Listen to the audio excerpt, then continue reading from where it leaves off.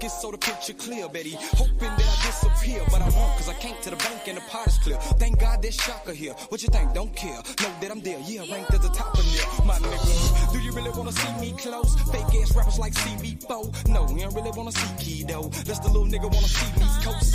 Right pad, cause I kick ass. Come there fast, be there in a little bit. Nuts got big, transform quick. Now I'm finna spit, then I'm back to a little bitch. Fuck with me, you out your league. This rare breed, best of the best. East to the west, south to the rest. You can invest, just step to the leg. That's your heat, there's no thunder. I don't give a damn what you did last summer. Stunners run up, get done up to sun up. Spinning little niggas like DJ. I'm relaxing in my sandals straight. I'm while the candles lit. No, you can't handle it. True. And no, I'm not impressed. I feel like I'm the best. And yes, I'm talking to you.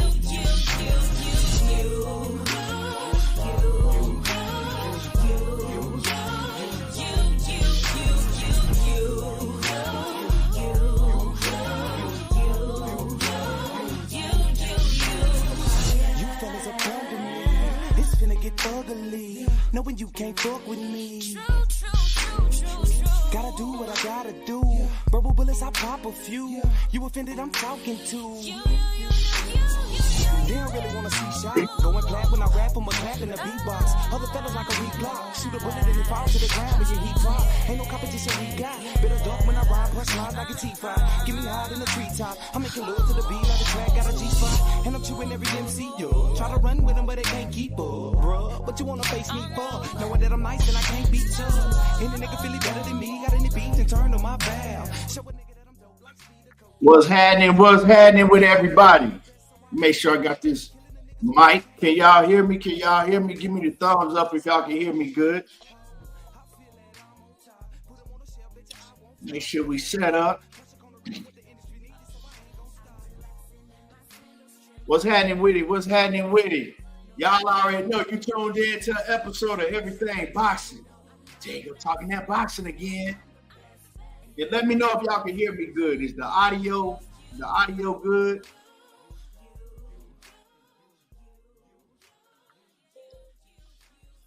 Let me know in the comments if y'all can hear me okay. Okay, bet. Just Do Boxing, my man, what's happening with it? Sada Black, what it do? Trayshawn Edwards in the building. J Bean, what's happening with it? Straight from that H-Town. If y'all, like I said, come in the building. If you in the building, jump in the comments. Let me know you in the building. And we definitely gonna cook today. Got a lot to cook on. I ain't been on here in a minute. So we got a lot to talk about.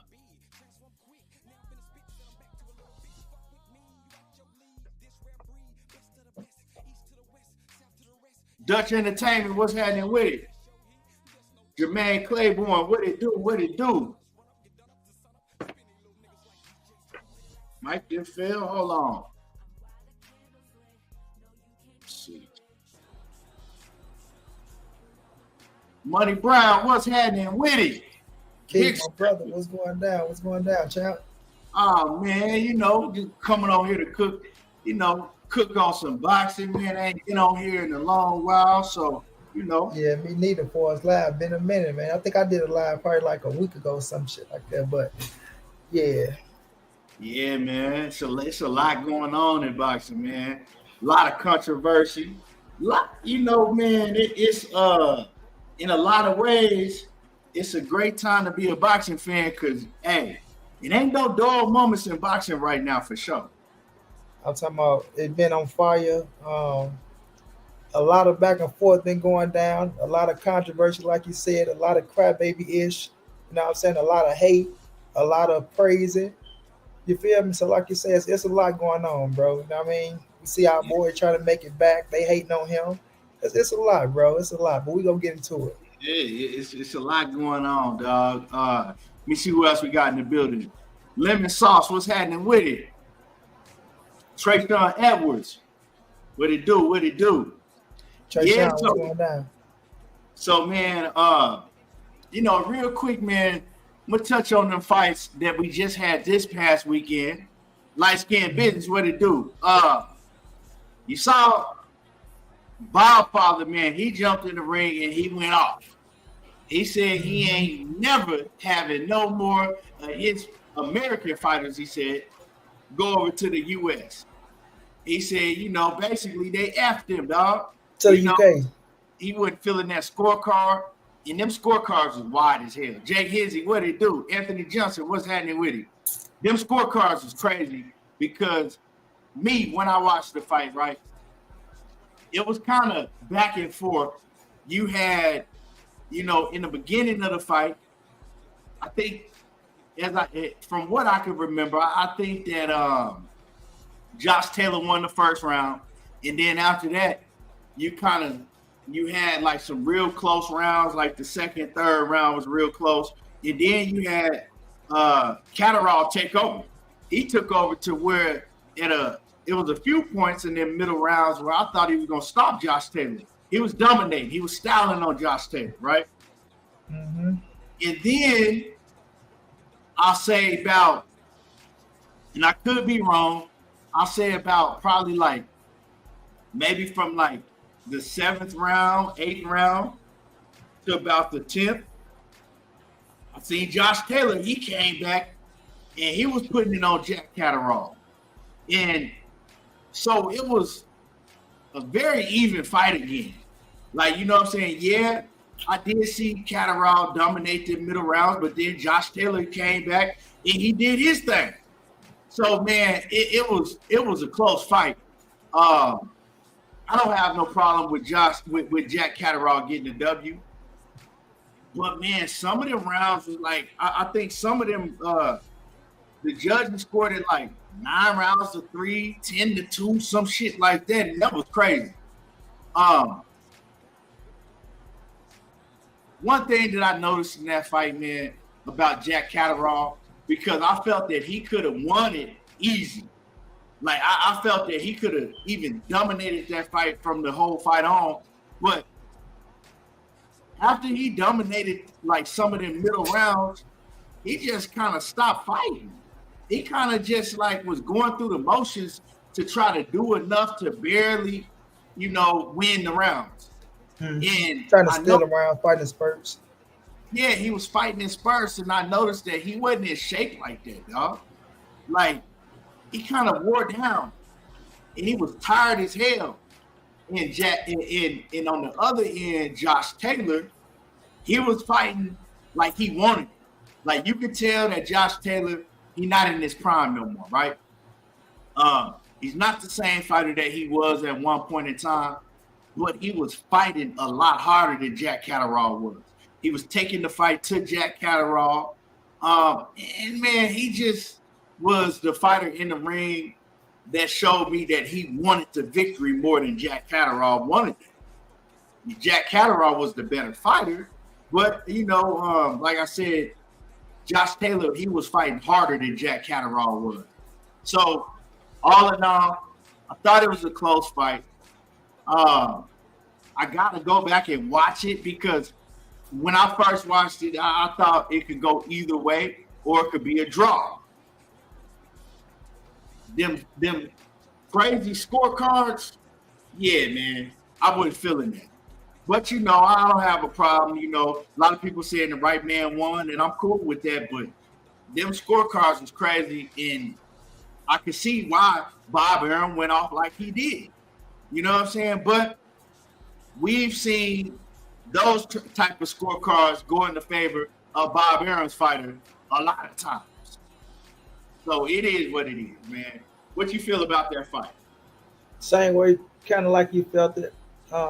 I was okay with Jack winning. I wasn't mad with Bob winning because, like you say, the scorecards what did it. If they'd have had it close, I don't think he would have had no problem. But I feel like Josh Taylor was pushing the fight. He was running to some things. Jack Catterall landed some big shots. He landed some good shots. Like you say, man, it was close, bro. It was a close fight, back and forth fight. Like you say, Josh pushed the fight. And I kept looking at him like, damn, Josh Taylor, he trying to win bad. He need this W. You know what I'm saying? He trying to go for it. But overall, I thought Catterall was landing the better shots. That's just me. I was okay with him winning the fight.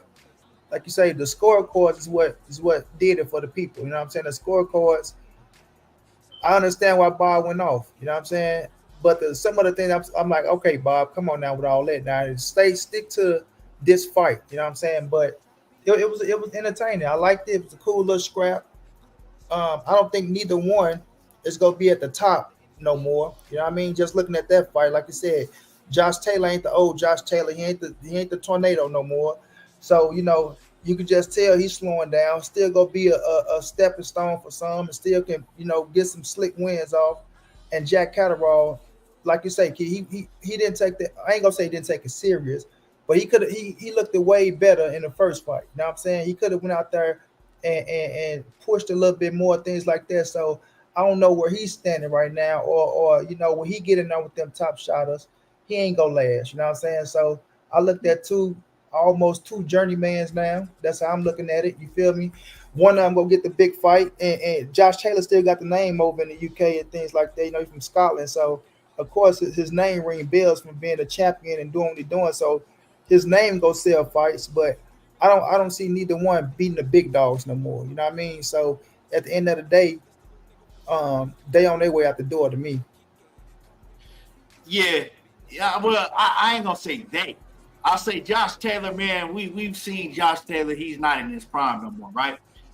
As far as Jack Catterall, I think to me, as I don't know their ages, but I know Jack Catterall, he still is younger as far as boxing age, right? He still got a lot that he can accomplish. As far as, do I think that he's up there with the top 140 pounders? No, but I think that if he gets in tip-top condition, not that shit that we seen against Josh Taylor, because he shouldn't have been tired, by like the 5th or the 6th round like he was, but I think that he can give, a lot of these fighters a tough fight. He can give them a fight. I don't see him beating no Subriel Matisse. I don't see him beating no Gary Antoine Russell or Teofimo. We don't really never know how he gonna come. He a hell of a fighter, but you know how he comes sometimes. Teofimo, he ain't always on his A game. So shit, a fighter like Jack Catterall, depending on what night it is, he might be able to pull off an upset against a Teofimo. But that 140-pound weight division is stacked from top to bottom. Damn, I got something in my eye. So it's hard to say. But like I said, he gonna have to be in better condition for sure. I think they should rematch each other. You got Josh Taylor, he won the first fight. Close, a hell of a close fight. The second fight was a lot better, and you had Jack Catterall win, in my eyes, a close fight. Run it back because, like you said, Money, they ain't beating none of the top guys anyway. Yeah, we already seen Josh Taylor go against Teofimo, and we seen how that turned out. Yeah, damn near shutout. So hey man, they can run it back. I don't have no problem with no rematch. And my man James Kelly in the building, man. Salute to you, always coming through, showing love and support, man. I appreciate you. Reggie Owens, what did it do? I was just watching your live you was doing right now, Reggie. Hey, Reggie be keeping it trill though. Reggie's going down. Reggie said he was talking about how he be on Twitter watching all them big booties bounce and shit. Hey. I ain't gonna lie. Chestnut, what's going down, bro? I ain't gonna lie. Reg, I feel you on that with they said it was this one little chick, they talking about, man, everything. I'm like, Twitter. I'm like, man, Twitter ain't showing nothing like that, man. What y'all talking about, man? Like, that's Twitter. Like, I want hip to Twitter. I'm like, I don't really use it like that. Man, girl talking about telling people to go buy this and go buy that, go buy that. The dude say, man, I just seen you on Twitter. What I need to go buy that for? I say, Twitter? I said, let me slide on over to Twitter. Can you hear me? I slid on over. I was like, oh, man, Twitter is acting a fool over here. Yeah, she was listening to Reggie, too, when I was listening to him. She was like, they got all that on Twitter? Man, Twitter like Pornhub, shit. I said, nah, that shit don't be popping up on mine because, you know how they'll go by, like, what you watch. So if you watch that shit all the time, it'll pop up. I say, nah, I usually just get mostly boxing shit on my Twitter. Man, You know, I'm talking about, man, Twitter. I might have to go look a little deeper now. No. I don't even know how to use Twitter. Can you hear me? I just went over, right? I typed in a girl name. I'm like, okay, you going down that shit, you got to follow. I remember I went on there one time, bro. I'm just writing all type of stuff on there. I'm like, yeah, Rita, look, 50 Cent, this and that. She told me, boy, they don't see that shit. I'm like, what you mean they don't see it? I'm like, look, it said right here, 50 Cent. You got him, got Errol Spence, she told me, boy, don't nobody see that. I'm like, what? I said, let me get up off of Twitter, man. I don't know what the hell I'm doing. Yeah, Twitter kind of complicated to use if you ain't never used it before, because it took me a long time to learn how to use this shit. I still really don't know how to use it that good. Reggie say Twitter the shit. Them girls be busted wide open. Man, they do, bro. Hey, and Cassandra Mason is in the building. What's happening with it, Cassandra? Cassandra been a member for 27 months. One of the most loyal people in the motherfucking game, man. Love Cassandra. Been rocking since day one. Since day one, man. Never changed up. And James Kelly in the building back again. Man, just showing love and support to the channel. Man, I appreciate you, James. Shouts out to James Kelly, man. Shouts out to James says, I be missing a lot of your live chats. Now, you ain't missing nothing, because I ain't been on here. I ain't did a live in probably over a month. I ain't gonna lie to you, man. Keep saying, what you see is what you get. Whatever you said on that motherfucker, that's what it was like.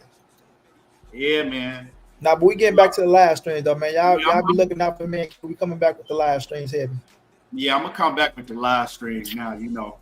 I was in drug rehab for a while. I had to, had to get rid of that crack addiction and that meth addiction I had. So hey, motherfucker gonna make a million videos about this.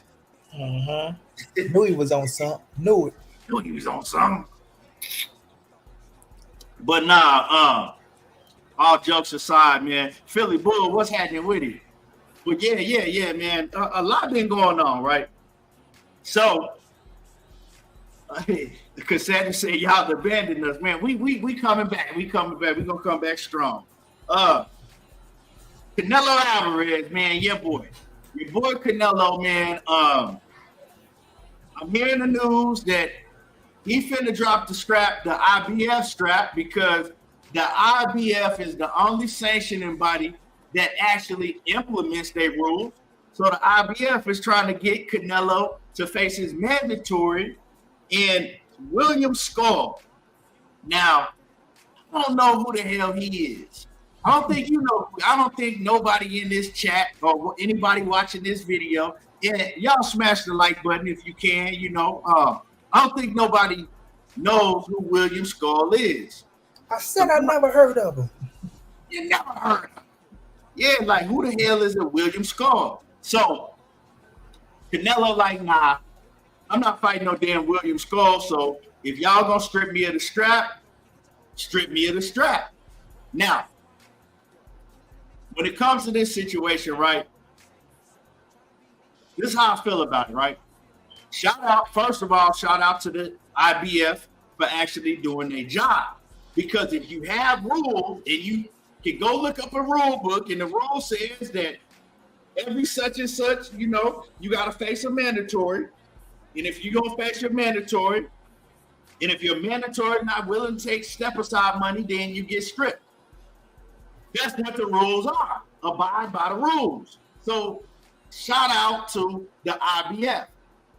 But with that being said, why does the IBF always have these mandatories pop up that ain't nobody never heard of? The IBF is pretty much the only sanctioning body that always have these ghost mandatories pop up that ain't nobody never seen fight, never heard of. They ain't never fought in America before. So it's a good thing that they do implement, the rules, but then it's a horrible thing that it's always a mandatory that don't nobody know who the F they is. And so what it does is it shows you that it's one common thing about all these sanctioning bodies. They all compromise. by the almighty dollar. They all compromise when it comes to the bread.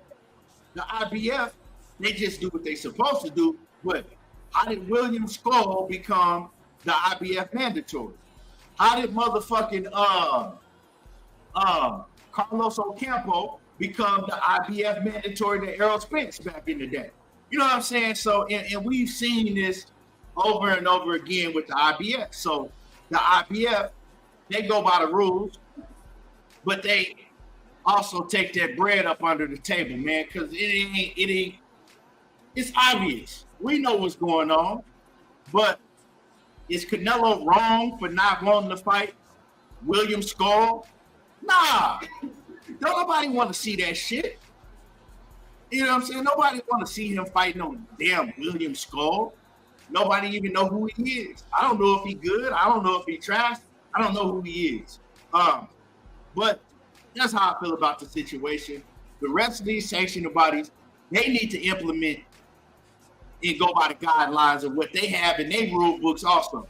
But yeah, I'm not shitting on Canelo for not wanting to fight this dude because why? Now let me get to these super chats and I'm gonna let Money cook on it.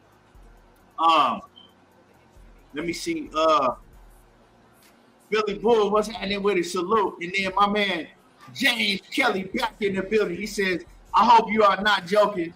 He said, I can relate to the crack demon. Nah, my bad, man. I apologize. I was serious, but I apologize, to anybody that took for real. I apologize to anybody that took that serious. Or that's had to deal with, things like that. I'm shit, I ain't got no damn sense. You can't listen to half of the shit I say. Unless I'm talking about boxing, because I'm going to keep it a buck with y'all. But yeah, I apologize, James Kelly. I didn't mean to offend nobody. But anyway, Money, man, how you feel about the Canelo situation? I'm the same way, man. Canelo wanted to fight no damn William Scully, whatever the hell his name is, right? They go tear his ass up. That's just like fighting Ivan Yurt, whatever the hell his name is. You know what I'm saying? Like, we don't know who he is. They already getting mad, right? But like you say, the IBF just doing their job. They the International Boxing Federation. So they job is international boxing. You know what I'm saying? So they go all around the world. You put yourself in a position, that's what you put yourself at. So if you was to fight a William Scully, they'll be pissed off at you. But all you'll be doing is handling your obligations. You know what I'm saying? So now in boxing, some people say you got to fight, handle your obligations. So if a man want to handle his obligations, you'll get criticized for that shit by just doing your job. You know what I'm saying? So at the end of the day, Canelo can do what he want to do. You feel me? So while people run around crying about him not being undisputed no more, shit, look how long he been undisputed. So that belt ain't gonna mean shit. He still get the same amount of money that he's getting, right? People still gonna come to see him fight. So, it ain't gonna hurt nothing. If anything, the IBF kind of, I ain't gonna say they hurting themselves, but the Canelo percentage still probably be bigger than anybody else percentage that you get, out there. So, but like you say, the IBF, they do stand on their ground. It's like, it ain't just because it's Canelo. It don't matter who it is, fam. They got something that's put in play. They stick to their rules. You know what I'm saying? You can say they probably is the most righteous organization. They got some criminality going on in their ears too. But you can probably say they're the most righteous out of all. You know what I'm saying? The lesser of the three devils. But at the end of the day, you know what I'm saying? It is what it is in the sport of boxing, man. So this ain't gonna hurt nothing with Canelo Alvarez. If anything, it give the people at the 168-pound division a chance to become a world champion, probably put themselves in position to get a Canelo fight. Probably, you know what I mean? I'm not gonna say you will, but it will loosen up one of the belts so people can stop saying, oh man, you get all the belts, can nobody become champion? So the IBF is out there going to become a champion at 168. Yeah, man. Boxing is just all over the place, man. You know what I'm saying? When you hear a fan, right, talk about some shit in boxing or they completely biased so they don't know what the fuck they talking about, that's how boxing is as a whole. That shit is just all over the place. You know what I'm saying? So it is what it is, dog. But I didn't see this coming. We didn't know that Canelo was going to have a mandatory name, William Skull, and we didn't see this coming. You know what I'm saying? But it just shows you. David Benavidez, I know you might not want to hear this, but we know what it is. David Benavidez has been that man's mandatory on 3 separate occasions for years, and the WBC ain't implemented shit. So, like I said, you can't get mad at the IBF because at least they are doing what they're supposed to do. Now, the only question, like I said, is how did William Skull become the mandatory? How is he the number one in the IBF? Who did he beat? That's a question, you know, that I don't think nobody will be able to answer, but, you know, Right. it is what it is. We ain't never heard that man in our life. And after this, we probably ain't gonna never hear him because whoever he fight for that IBF, we probably ain't gonna know who they is. And yeah, Right. Yeah, that IBF, you can just throw that bitch in the trash from now on, I guess. Two-Tone, what's happening with it? Motherfucking Two-Tone be coming up with them punchlines and shit. Hey, Two-Tone, man, that motherfucker ain't got, man, you think I ain't got no damn sense. Two-Tone, that motherfucker ain't got liquor sense. Two-Tone, what's going on? I don't ever think I checked out Two-Tone. What do you got, a channel? Yeah, Two-Tone ain't got a liquor sense, man. Two-Tone, he one of them niggas that run Twitter. He gonna get up. If a fighter get on his bad side, man, he gonna, man, he done made a diss song on Clarissa Shields. He did win at Shakur. Hey, man, he got Shakur done cussed him out. Tank done cussed him out. Clarissa Shields did a whole live stream on the nigga. He know how to get his name buzzing. He gonna get under your motherfucking skin. I'm gonna go check you out, Two-Tone. I'm gonna go check you out. Hey, man. James Kelly says, don't worry about the crack demon. That was 30 years ago, and it's my testimony. And man, once again, salute to you, James Kelly. And yeah, I mean, if you living to talk about it and you healthy and you clean now, man, that's all that matters, man, at the end of the day. I ain't gonna lie, I had majority of my family smoke crack, bro. And I ain't, what I'm saying? I'm talking about majority, bro. Majority. I done seen so many people. I never seen nobody die from smoking crack though. You feel me? Yeah, I never seen and a lot of these, like James Kelly, a lot of people that smoke crack turn their life around, bro, and got right. Like I'm keeping it real. Like I know a lot of people that there was a crackhead that's straight doing good right now, working, got their house, got their cars, living their best life too, bro. So I salute you, James Kelly. I already know, who you is and the things you do, but a lot of people, bro, that smoke crack is switched up, and they ain't got the young motherfuckers out here on the harder drugs, and they just dropping dead left and right. Shit. Yeah, hey man, and like I said, man, one thing about crack is they was active. They can do shit. You know what I'm saying? They'll go to the store, they'll clean up a house, they'll do all type of shit. These motherfucking addicts now, all they do is nod off and drool. That motherfucker, oh man, that's a whole different. That's all they do is nod off and drool. I was watching No Jumper, right? He had this young rapper on there. I guess he's one of the NBA young boys. Yeah, I know you're talking about. I know exactly what you're talking about. Dump. I think that's his name, Lil Dump. I never had heard of him. Right? Yeah. Man, he was so messed up on pills and shit. He could barely talk, and he kept on throwing up during the interview, man. It was sad, man. It was sad because these kids are so young on that shit now, man. Yeah, like, they super young, and they rap about it, so they promote it, so they think it's cool. I was watching, that 20 versus 1, where they have the rappers have all the girls say, "Why you leaning like that?" Yeah, that nigga said, "Oh, cause I'm on a whole bunch of different drugs and shit." Right, and he like get mad. She like, he said it like it was cool. Like, and if you listen to these young dudes rap lyrics, they rap about that shit. They think that shit is cool. She said, "What you do?" "I get money. I get money." Nigga, the way you looking, you need to sit your ass down somewhere.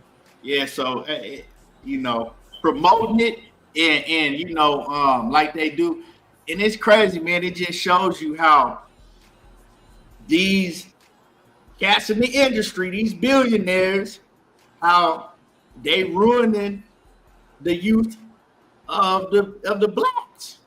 You know what I'm saying? Because why they promote that type of music, but they ain't promoting, other type of music more positive. They know what they doing, man. Yeah, they know what they doing, bro. Look at Sexy Red, even though she from St. Louis. Look at the shit they doing. The music the girls got to come out with, bro. And the music the niggas got to come out with, bro.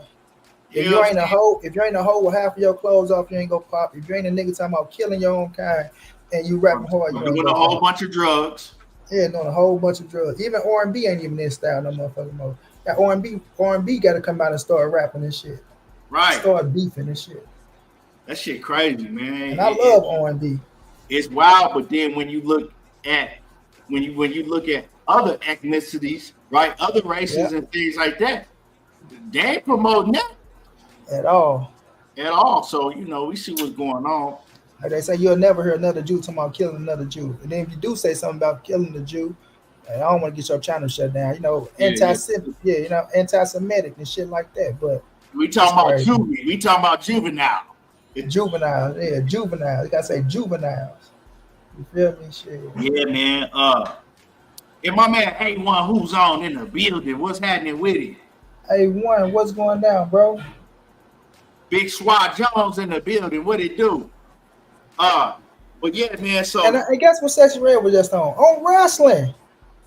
On what? Which one? I think Shawn Michaels stuff. Rita sent it to me. I'm like, what? Michaels got a wrestling thing. Yeah, he got a wrestling y'all. He got his own. He got Booker T commentating and shit like that, y'all. For real? You gonna have to send it to me. I gotta see. I'm sending it to Michaels was that dude back in the day. Man, that was my dog. That's my favorite wrestler of all time, bro. That dude back in the day, man. That's my favorite of all time, bro. Yeah. Bro, I just wanted to be the sexy boy, bro. I'm talking about that was my dog, boy, in 5th grade, being standing there. I'm talking about, boy, you couldn't tell us nothing, boy. You couldn't tell us nothing about Shawn Michaels, boy. That's my favorite of all time. Kid. Yeah, boy. Shawn Michaels was one of the biggest stars of all time.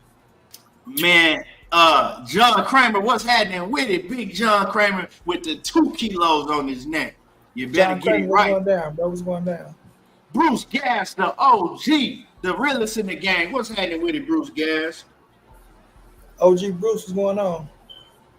Cassandra says WWE next, I thought. Oh, okay, so it was on WWE NXT. Okay. I know she came out. Cassandra know about that wrestling. She gonna give you the rundown. I'm gonna put you in my pops. I'm gonna put y'all on the live stream and give y'all a wrestling trivia.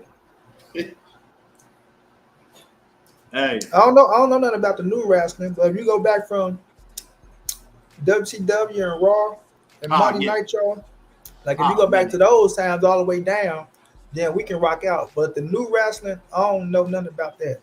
And they still be bringing some of the other dudes out. JB, Jermaine.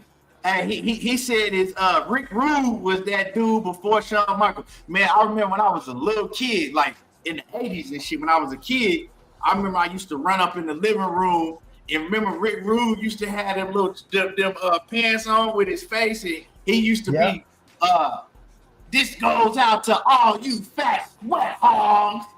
Hey, and he'll put his hand behind and do that shit. I used to be doing that shit as a little kid. My mama and them thought that shit was funny as hell. Hey, man, Rick Rude was that dude in the 80s. This goes out to all you fat ass sweat hogs. hey, Rick Rude used to be talking that shit, dog. He used to have them fucking women in the audience mad as hell.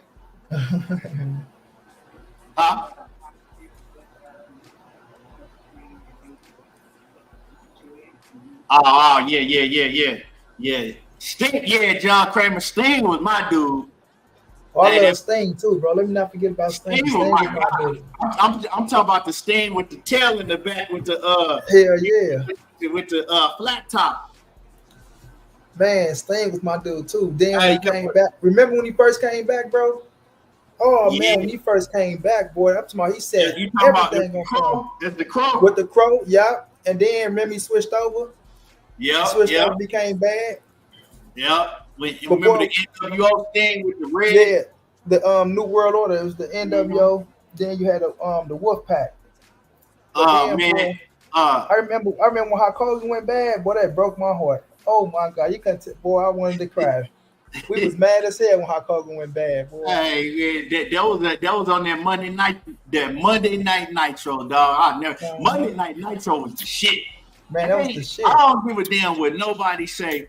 It ain't never been a more harder wrestling show than Monday Night Nitro, dog. Man, I'm talking about when they especially when they brought I used to come Goldberg off to from high WCW. school, bro, on Mondays, man, and be on that Nitro. Man. And then remember they came out with the games key Monday night. They had WCW Monday Night Nitro. Yeah, I'm talking about man. That was man. I'm talking about boy. When Goldberg came, boy. I'm talking about Goldberg was like I ain't gonna say because we were still in elementary, boy. Goldberg was like God to us, boy. We like, oh my! You was in elementary when Goldberg? When Goldberg came out, yeah. You couldn't have been. No, I was in high school. I was in 5th grade, yeah. Oh yeah, you was in elementary. Yeah. Goldberg came. Gina talking about she was in elementary too. Yep. Cause you and Gina about the same age. Yep. James Kelly says I go back to Bruno Sammartino. You young cats. Yeah, I know about Bruno Sammartino. Probably the first cat that I seen with them damn with them cauliflower ear. That's how you know a motherfucker real. If you see a motherfucker in public and they got that cauliflower ear, leave them alone. Leave them alone. You better calm the fuck down. Yeah, y'all don't want to fight them. Your best behavior if you see a motherfucker in public and they got that cauliflower ear. James Kelly, what you know about the Junkyard Dog? He used to get half of my daddy, bro. For real? In St. Louis, y'all. Niggas to bounce my grandma. Junkyard Dog, yeah. He used to bounce my brother them on his legs and shit, yeah. Hey man, Junkyard Dog was my favorite wrestler as a little kid.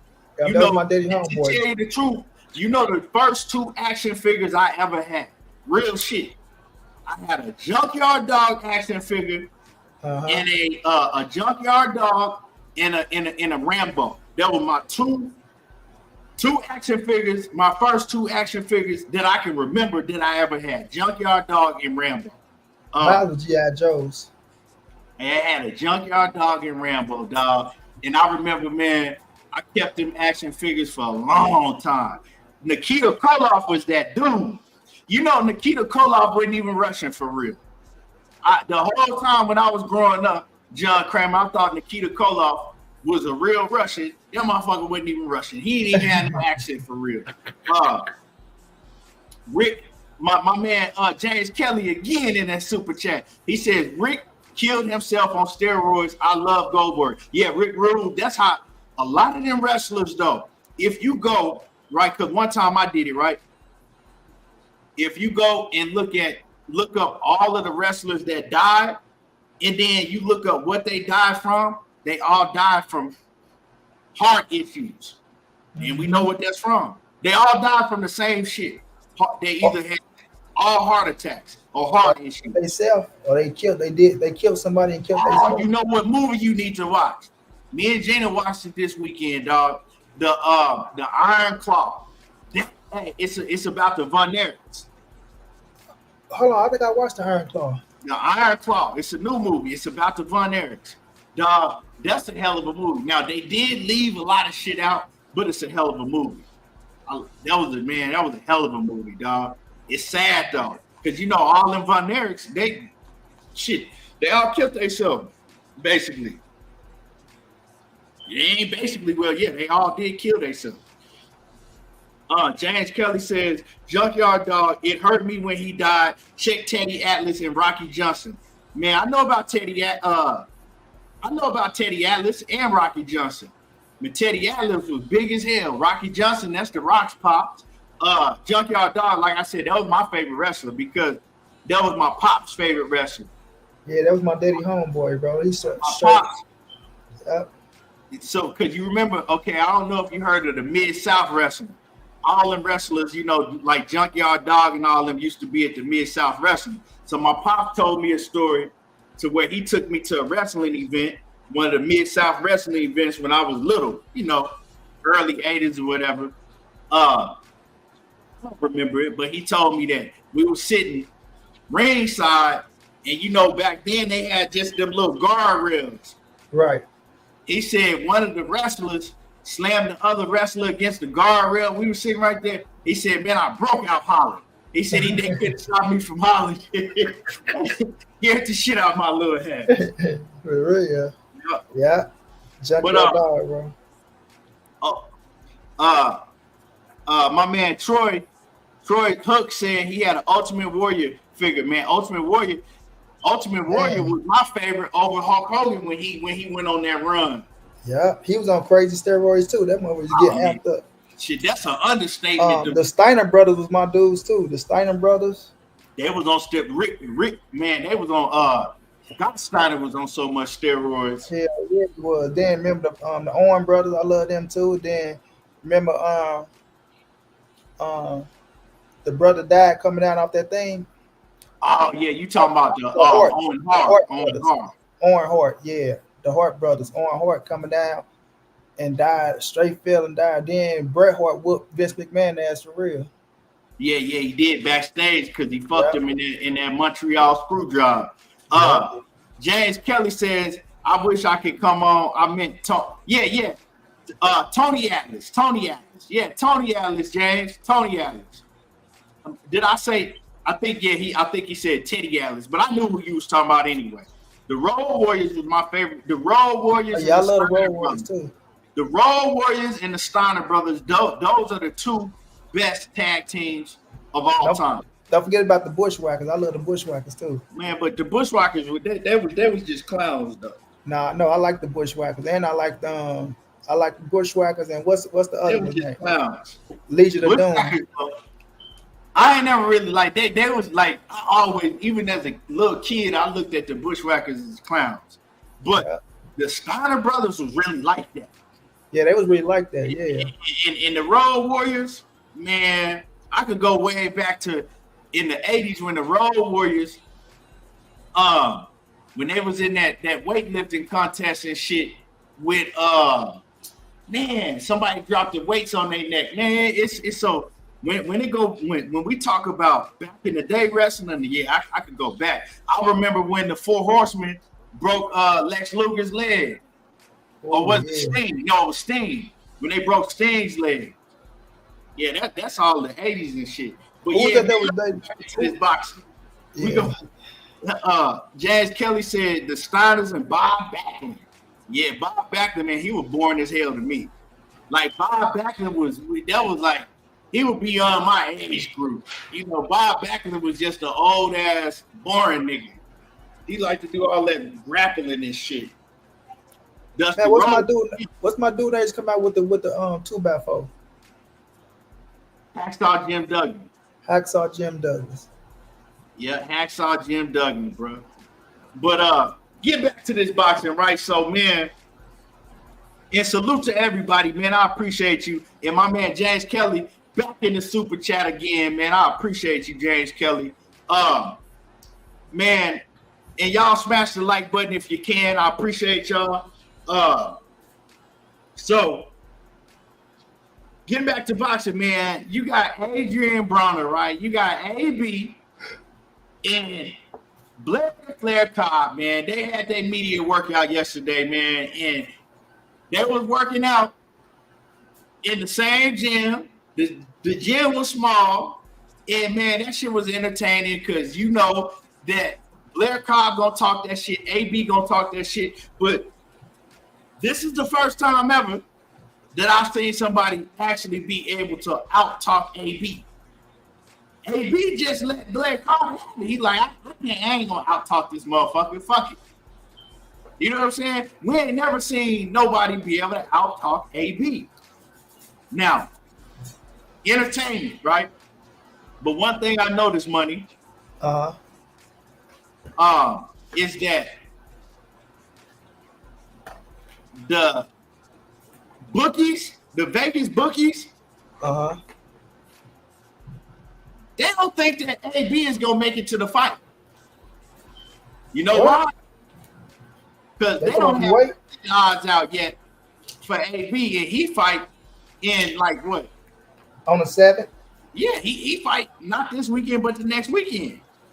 They Yeah. got the betting odds for Tank. I mean, they got all the betting odds out, but months out. But they don't have AB in Broner Blair Cobb. Cobb.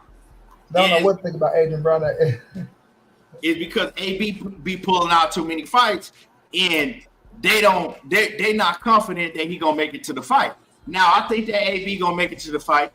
I think it might be at minus 200. Who, AB? Yeah. You think AB gonna be the favorite? I hope he is. Yeah, he I look don't like think a minus AB 2. gonna beat Blair Cobb. He looked like a minus 250, 200, close to 300 watts. So let me get to these super chats real quick before I forget. Ultra Man, what's happening with it? He says, "What's up, King? Finally got break." He said, "Finally got a break at work. Work is crazy, man. I appreciate you just for coming through, man, showing love and support, man." Mr. Sanchez, salute. And then my man James Kelly says, "Lex Luger looked sick when he got off steroids." Yeah, he was taking them for so long, man. Lex Luger, man, he went from 290 to 165 when he got off them steroids. But Lex Luger, man, he had to deal with a whole lot of health issues. Lex Luger was paralyzed for years. I think he's walking now, but he was paralyzed for years. And I ain't gonna get into all that because we will be talking about that shit for a long time. But he proudly says 1988, the Powers of Pain versus Road Warriors. Hawk almost killed himself when that weight came down. Yeah, that's what it was. The Powers of Pain versus the Road Warriors. You're right. Cassandra, hey, you already know, man. We can put a little wager on it, Cassandra. But back to what Cassandra's talking about, right? Man, I know a lot of people, they believe it in AB, right? And now that he's with Gervonta Davis camp, right, with Calvin Ford and, great trainers. Got nothing bad to say about them, but they can't do nothing for AB. You know what I'm saying? They can't. If Kevin Cunningham left AB alone after all these years, and Kevin Cunningham looked at AB like a son. AB, what a lot of people don't know, is the reason why Kevin Cunningham left AB alone. He couldn't take no more AB. He got sick of AB being drunk and out of shape and, not coming and training and just all of that shit, bro. He got sick of that shit. Because now you making me look bad if you get in the ring and you get your ass whooped and you look horrible. Or you making me look bad because all of these fight dates that keep coming up, you keep pulling out because you can't make weight. So I understand people want to go with AB and want to still believe in him, and they think now that he's with Gervonta Davis's team that, they can bring back the old AB from 2011. It ain't gonna happen. And I'm gonna tell you right now, everybody think that Blair Cobb is just a bum. Blair Cobb ain't no slouch. He ain't the best. But Blair Cobb good enough to beat AB, I bet you that. And a lot of people saying that AB is gonna knock out Blair Cobb. Well, you gotta ask yourself, when was the last time that AB had a knockout?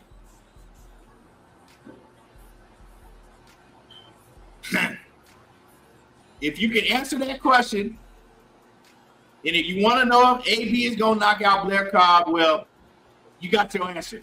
It ain't happening. He ain't knocking out nobody. He don't let his hands go enough. I mean, we seen Adrien Broner, what was this, a year and a half ago, the last time he fought, whenever he fought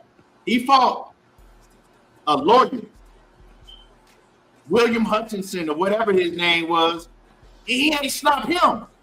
So what y'all think, what make y'all think that he gonna knock out Blair Cobb, who is a way better fighter than that last fighter that he fought? AB done, man. You cannot turn back the hands of time after you abused your body over and over and over and over and over again. You know, and this is not me hating on AB because I like AB. AB is like must-see TV when he ain't in the ring, when he's not in the ring. But AB ain't got it no more, man. And y'all gonna see, like I said, if he makes it to the fight, and I think he gonna make it to the fight because, you know, one thing that I do like seeing is that he's in good spirits. You can tell that AB, man, he's in good spirits because he's been able to get back around Gervonta Davis. And, you know, I'm pretty sure, how long you been in camp with Tank? About 3 weeks now? Longer than that. About a month, you would say? Month and a half? About a month. Yeah, about a month. Okay, so for these last 4 weeks that he's been in camp with Tank, I'm pretty sure that he's been training hard. But a lot of the work that they've been having to do with Adrien Broner is get that weight off of him. So when you got to cut a whole lot of weight like that, you can't focus like you want to focus on just, you know, your technique and your game plan and getting sharp. If y'all know how big that Adrien Broner was when he came to work with Tank Davis, he was big as hell. If he fighting at 147, he probably came over there in, he was over 200 before training camp started, before he got kicked out of the training camp with Kevin Cunningham. He was over 200 pounds. So it's a lot of weight to lose to get all the way down to 147. So, yeah, man, and it's going to show at fight night when you got somebody like Blair Cobb, who's hella wiry. He move around a lot. He very awkward. He going to be bouncing up and down and jumping and doing all that shit in and out. And AB is not going to have the same opponent in front of him like he had his last fight. Somebody that's not really even considered a real fighter that's going to stand in front of him the whole fight. It's a much different fight that's going to take place. And I'm just trying to tell y'all ahead of time, man, don't get your hopes too high on AB. But, you know, this is how I feel about it. What you got on that, Money? Take every dollar y'all got and put it on Adrien the Problem Broner. He finna go whoop the shit out of Blair Cobb's old fake Ric Flair. Woo! The new can man and the new this, and I'm gonna show you who Blair. Nah, look.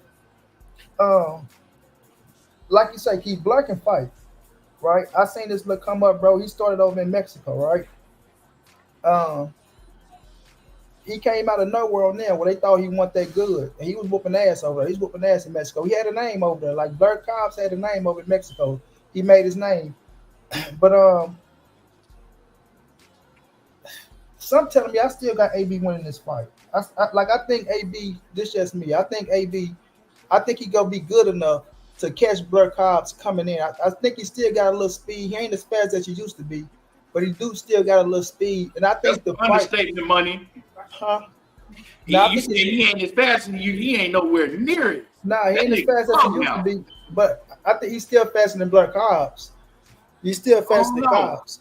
Yeah, he's still faster than Blair Cobbs. So, you know, Blair Cobbs, like you say, he is tricky, bro. He come in tricky and he feisty. Like Blair is go fight you. Like you have, if you can't keep him down, he go get up and he go try to hurt your ass. You know what I'm saying? So he coming to try to hurt you. You know what I mean? He a little Keith Thurman 1.0. You know what I mean? He ain't got the boxing skills to Keith Thurman, but he got the little to try to sneak you and punch the shit out of you. So I still got AB winning this fight, bro. I like the fight for AB. I remember, I don't know if we was talking about this before, or I don't know if it was you. It probably was you that was telling me that Blair Cobbs probably whooped Adrien Broner ass. I don't know if it was you, but somebody was telling me that. Yeah, it probably was you. But, you know, this is the fight that we were saying that he need, a fight like this, like a Blair Cobbs, like come on back and fight somebody like Blair Cobbs and things of that nature. So, you know, it's gonna be up to AB though, man. It's gonna be up to him, bro. It's gonna be up to him to go out there and understand, because the last fight he was let his hands go, right? Even though, like we said, the dude was a lawyer, he did way better than what he was doing, you know what I'm saying, before that fight, because he was throwing little combinations and things like that.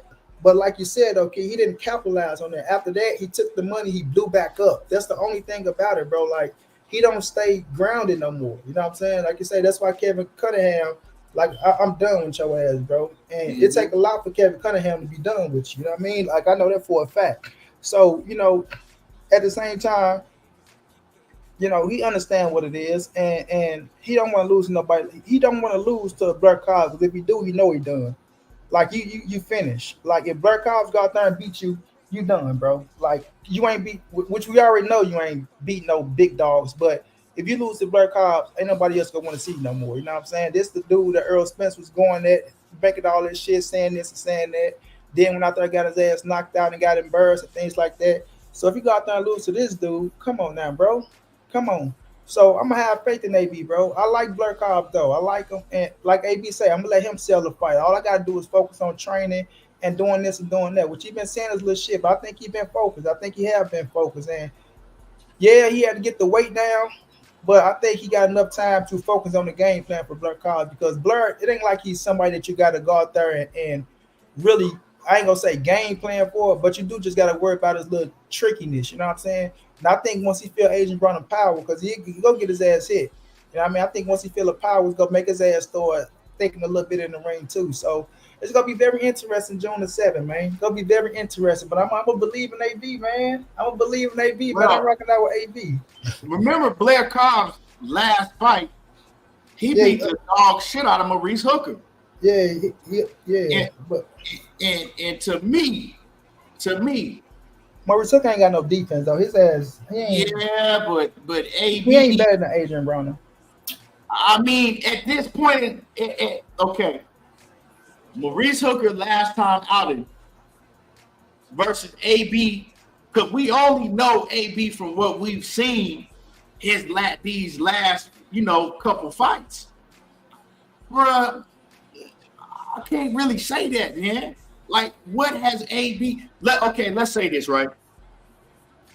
When was the last time AB actually looked where you can say, okay, man, he looked pretty good in this last fight? I like how he looked in this last fight. Money.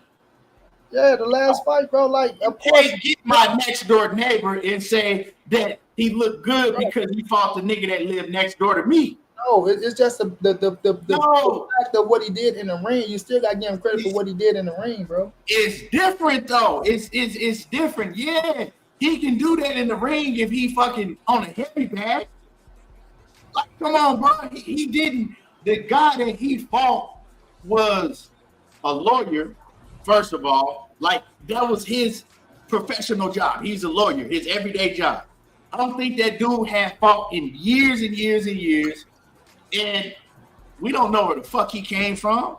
And he fought AB. Like, we can't really. We saw AB fought, what's that dude? Santiago. Giovanni, no. Not Giovanni Santiago. Well, whatever the hell his name was. The dude from Spain. I think he was from Spain. No. He was from Puerto Rico. Right? It was, what was it, 2020? Something like that. It was during the pandemic, right? We seen AB. He fought that Santiago cat, right? And that Santiago cat was beating the shit out of AB. And then he was beating the shit out of AB. And then we like, okay, well, damn. Santiago might be pretty good. And then Santiago went and fought Gary Antoine Russell and lasted a round or two. Gary Antoine Russell got him out of there in a round or two. We ain't heard nothing from Santiago since then. So the last time I actually saw Adrien Broner, to keep it real, right, against a real fighter, not a fighter that was even that good, probably like a C-level fighter. Last time I saw him look pretty good was 2017 when he fought Jesse Vargas to a draw. Last time AB looked cool. In that fight, I thought he looked pretty cool. He let his hands go. He was with Kevin Cunningham for that fight. He was in shape. And he looked cool in that fight. And he fought Jesse Vargas to a draw. I ain't seen him look like shit since then. in 2017 was how long ago? What was it, 7 years ago? What was that, 7 years ago? Yeah. So, and then you got to think, right? And I don't want to sound like I'm shitting on AB, but I'm just, breaking it down for people like you that still believe in him. Then you got to think what he's done to his body since then. Like this is, we talking serious, right? How AB has destroyed his body since then. He told you that he went on a drinking binge for 2 years straight where he just woke up, drank until he fell out, woke back up the next, whenever he got back up and did the same thing again. You know what I'm saying? So like, bro, you can't destroy your body like that and think that you ever gonna be even a shell of what you was before. You can't. It ain't gonna happen, bro. So that's how I feel about it. He's still good enough to beat Blair Cobb to me. So once it come down to the 7th, we gonna find out. So when I'm looking at AB, he got the weight down, he got the muscle memory, he still got the speeds, he got some pop. What speed? He still got some speed, he got some pop, right? And you going up against Blair Cobb. So of course, Blair Cobb, like I say, he a little tricky and things of that nature. But we gonna see when he get in there with Adrien Broner. We gonna see. You know what I'm saying? This is a big opportunity for Blair Cobb as well if he take advantage of it. But I still think Adrien Broner still got enough in him, to go out there and beat Blair Cobb. So, June the 7th is coming around, and we pulling for AB. Goddamn me. I mean, we could pull for AB. Ain't nothing wrong with that. I mean, but shit, we've been pulling for AB to let his hands go for the past year since 2012, and it ain't happened yet. I mean, hey, like I said, I like this fight because, like you said, the betting odds are gonna be in my favor because I'm going with motherfucking Blair Cobb to beat the shit out of him. One thing about AB that I do know though is I don't see Blair Cobb stopping him because AB, he do know how to survive. He gonna hold you and grapple your ass to death. So he's strong. We know AB's strong, but he gonna get no more than he let his hands go. Like he did on. Did you watch the media workout? Nah, I ain't watched the media workout. No. Man, motherfucking, you need to go watch that shit. My man, Calvin had to slow the mitts down, nigga. He had to put the mitts in slow motion for AB. Hey, AB was doing all that. I was like, man, AB doing all that hollering and shit, man. Ain't hardly throwing no punches. Waiting 5-10 seconds in between every combo, and then watching when he get on the heavy bag. See, AB think he's slick, dog. AB get on the heavy bag, he'll throw a couple punches, and then walk around and talk. Yeah, I see you, Blair. Motherfucking, what you gonna do? What you gonna do? Motherfucker want to talk. You want to talk for 5 minutes, nigga. You supposed to be on the heavy bag, hitting the heavy bag, and you think don't nobody know what the fuck you doing. And he be doing this shit all the time. It don't matter. Anytime you see AB on the heavy bag, he'll hit that bitch about 6 times, and then he gonna walk around that motherfucker for 2 minutes straight talking. But AB, man, I fuck with AB heavy, man. He need a reality show. Because he might get one after Blair Cobb beat his ass. He can whoop Blair Cobb's ass. All right. Whoever wants some smoke, man, I got Blair Cobb.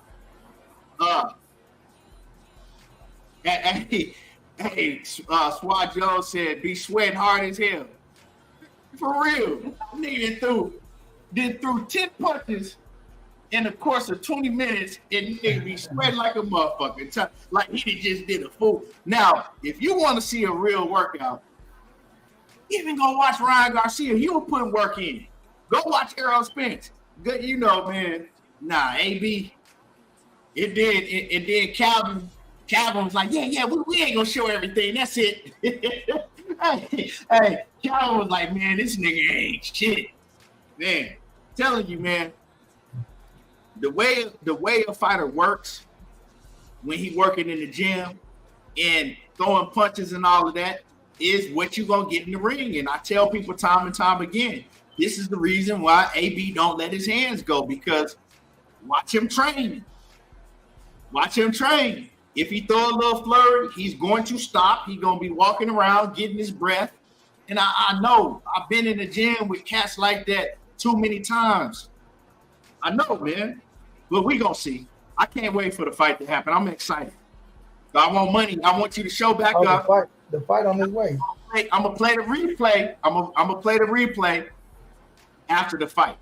I want you to show back up right here, and I'm going to play the replay of what you said. Are you gonna ever say, all right, Cassandra and Monty, I want to apologize to y'all because Blair Cobbs ain't shit. I thought this motherfucker was gonna do something. This motherfucker worse than AB. This motherfucker got in there, and this motherfucker that fooled the shit out of me. That's what you're gonna be saying. I highly doubt it, but this is boxing. Anything can happen to be to keep it a buck, to be all the way real. Anything can happen, but I highly doubt it. And hey, Blair Cobb hungry, man. He hungry, man. He feel like he been done wrong. And we got to think, man, Blair Cobb, he ain't really never had that chance like AB has. AB had the chance. AB was, see, a lot of people feel sorry for AB and how he talked. It's kind of like, I don't want to say he want people to feel sorry for him, right? But I'm listening to AB talk. And he's talking about how, he's going to become champion again and how people doubting him and how, he deserved it and all of that shit, right? And how he promised and how he going to do it for his coach, Mike Stafford. But the thing is AB, you had chance after chance after chance. I haven't seen nobody that's had more chances than AB, and he's blown it. Look at all of the fighters that they put in front of AB, right? That nigga ain't as gifted as AB. That's why. That nigga ain't nobody. Who? That nigga Blair Cobbs. Well, you ain't making no sense because I'm telling you all of the chances that AB has had, and he ain't won none of them. You said Blair Cobbs said. No, I said AB. I said AB. I said Blair Cobb said something about his chances. No, I said AB. Oh, okay. AB is saying that. No, I said Blair Cobb has never been put in the positions that AB has been put in. Because we all got to admit that Adrien Broner has been put in positions to become a superstar over and over and over and over again. Right. And he's never taken it, like he's never been able to capitalize on it. I mean, we can go from the Sean Porter to the Pacquiao we can just go on, and he's been in these positions and he's just never been able to get the job done. And I'm saying, I can't think of any fighter, right? We got journeymen that they just put in there to lose, right? But I can't think of any fighter that's been on Adrien Broner's level that's had that many chances to be able to show that you can succeed and be at that top level. He's always failed. And it's not only that he's failed, he's always failed miserably. Like anytime he's been put in a position to be able to hit that next level, he don't even compete. Like we can go from, we talking about Mikey Garcia, Manny Pacquiao, Sean Porter, even C-level opponents like Marcos Madonna. And I'm not calling Marcos Madonna a C-level opponent, right? Nah, I know what you're saying. But all of the chance after chance after chance that he's got to be able to show, okay, he on that next level, he don't even compete, bro. How are you losing 10 rounds to 2 to Mikey Garcia? How are you going out there against Manny Pacquiao in the biggest fight of your career and just not even trying to fight? I remember, bro, that's when I really, really was like, I'm not effing with AB no more. And you knew how real I was because remember, me and Knox betted like $3,000 on that fight. Because T-Knox, that nigga, back then he would bet anything on Adrien Broner. That was his guy. So we bet like 3 bands on that fight. And I was still pissed off. I won the money, right? Because he bet on AB, I bet on Pacquiao. But I won the money, but I was still mad because I'm like, this nigga didn't even put up a fight. Like, and I remember watching the fight, and I remember it's like the 10th round, and AB has pretty much been lost every round. In the 10th, 11th, and 12th round, AB is holding. Not even throwing no punches, not doing nothing to try to win. And I'm like, bro, they put you in this position to come out here and hold and grapple and try to survive? Like, and it just showed me, man, he didn't have it in him. And that shit really disappointed me because even though I was wanting him to lose because I bet money on him, but deep down, I wanted him to really show out because I was an AB fan. I just didn't think he was going to beat Pacquiao. So after that, bro, I just like, I ain't fucking with AB no more, man, when it comes to in the ring. I like AB, though, outside of the ring. But in the ring, I just don't believe in him no more. It's like me telling you, I can go outside right now and run a 4.340 again. Bro, I ain't never doing that shit no more. Boy, you never ran a 4.340 in your life. Bro, I ran a 4.4. You know, I ran a 4.3. No, I ran a 4.4 flat. I ain't never doing that again. Just like AB ain't never gonna let his hands go again, like we seen in the Antonio DeMarco fight. Well, I got AB whipping Blair Cobb's ass. You know, that's a good spiel you put down on, you know, him missing, you know, the opportunities that he was getting. Nobody is saying AB finna go back to become, you know, the big dog or world champion and go up there and beat this guy, that guy, this guy. But Blair Cobb's ain't really all that to me. You know what I'm saying? He is a little scrappy little fight. I give him that. But I still got AB beating his ass June the 7th. Ladies and gentlemen, boys and girls all over the world. So get ready to watch AB get a W up under his belt and then watch him go party and fuck up and get back drunk and get back big. And then, you know what I mean? We'll be seeing who will be fighting after that. Well, you see, hey, he said get back drunk and get, because you know that's the first thing he gonna do is pick up. First thing he gonna do. Hey, Red Queen says, laugh my ass off. I peeped that, laugh my ass off. She says, Calvin didn't want us to see AB needed a nap. Real hey, that boy was sweating. I'm talking about, bro, he was barely doing anything. He was sweating like a fucking hog. And Blair Cobb was right there, right? Blair Cobb was right there at the ring. He's like, look at him. He's talking about it. Look at how he's sweating. He didn't even do anything. Bro, that shit, man, had me cracking up. I said, man, AB just needs to go and just hang it up, man, and get himself a reality. Because let's not act like AB don't have talent to where he could probably be the biggest star on reality TV. Who wouldn't watch Adrien Broner on reality TV? Like, that shit is a platinum show. You ain't got it no more. You boxing, that ain't all you can do, AB, man. You hella charismatic, you funny as hell. You got to leave boxing alone and just, you know, hey, you got a lot of more layers to you than boxing, because boxing, bro, you got to hang it up, man. For real. They trained together, Adrien Broner and Blair Cobb's? They weren't training together. They had the media workout. And they was in the same, it was a small gym, so they was kind of like right there by each other. Yep. Real small gym. Like it wasn't even as big as Derrick James's gym. Right. Yeah, but it was entertaining to say the least, man. You know, but anyway. Moving along, man. Y'all smash the like button. Smash on the like button. We gonna move along.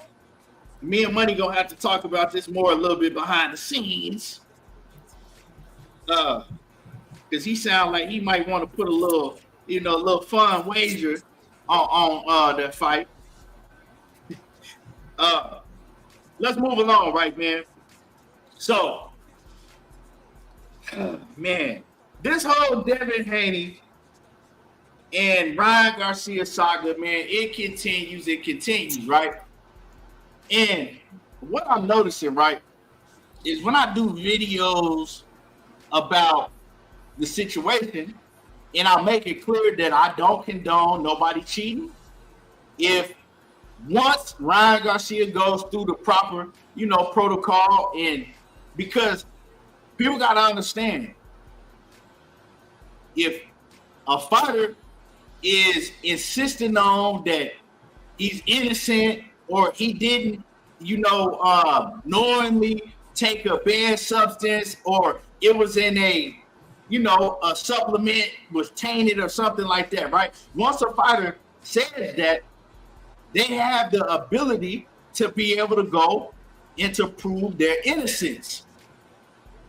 Every fighter in boxing, if they denying this shit, they have the ability to be able to prove it, right? And I continue to say in every video that I talk about this situation is that, well, let's see if he can prove his innocence, right?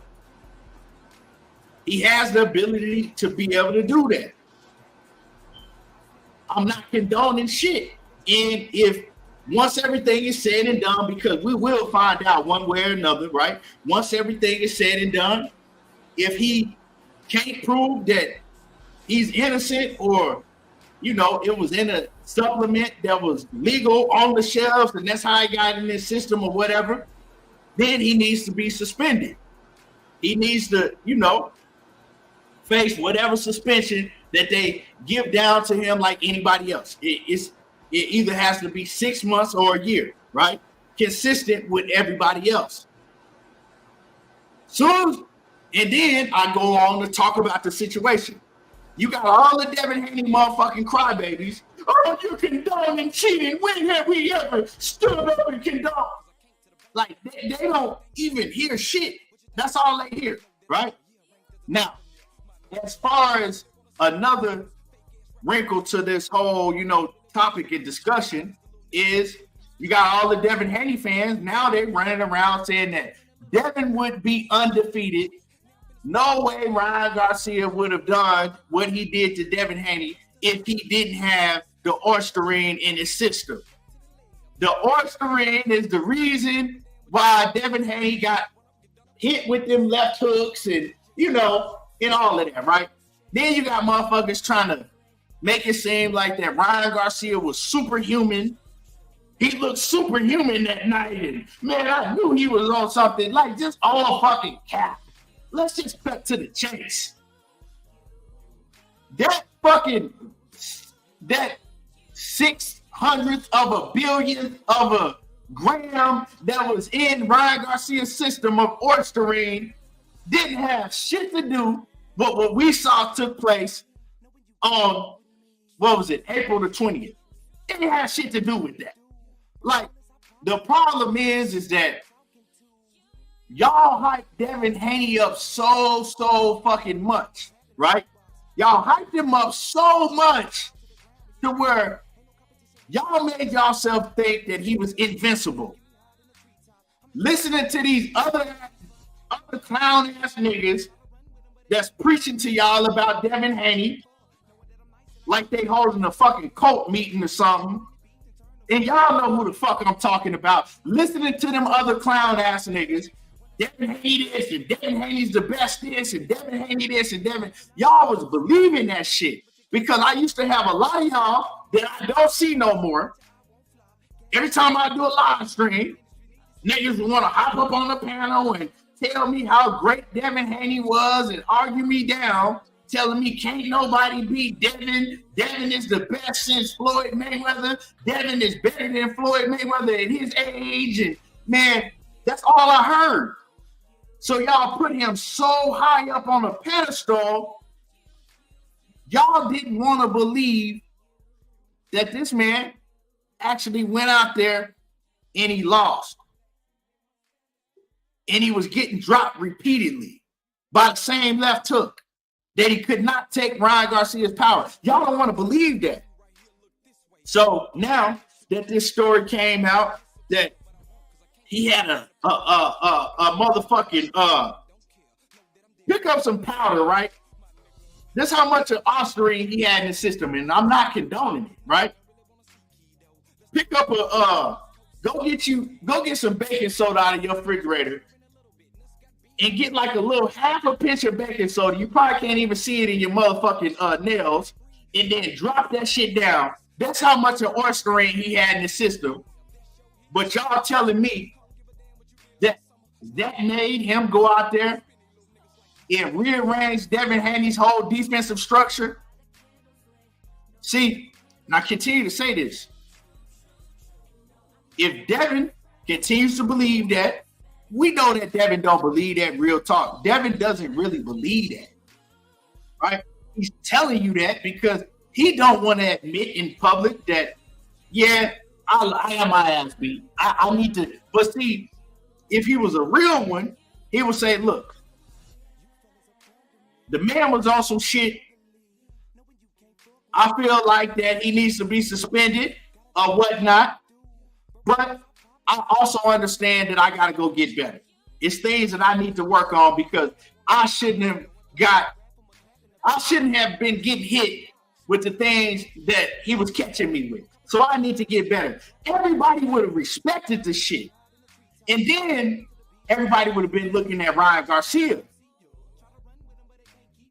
But now, first it was the weight. Oh, the first thing the nigga said when he got on the microphone after getting beat inside the ring, yeah, but next time, man, he started making an excuse about the weight.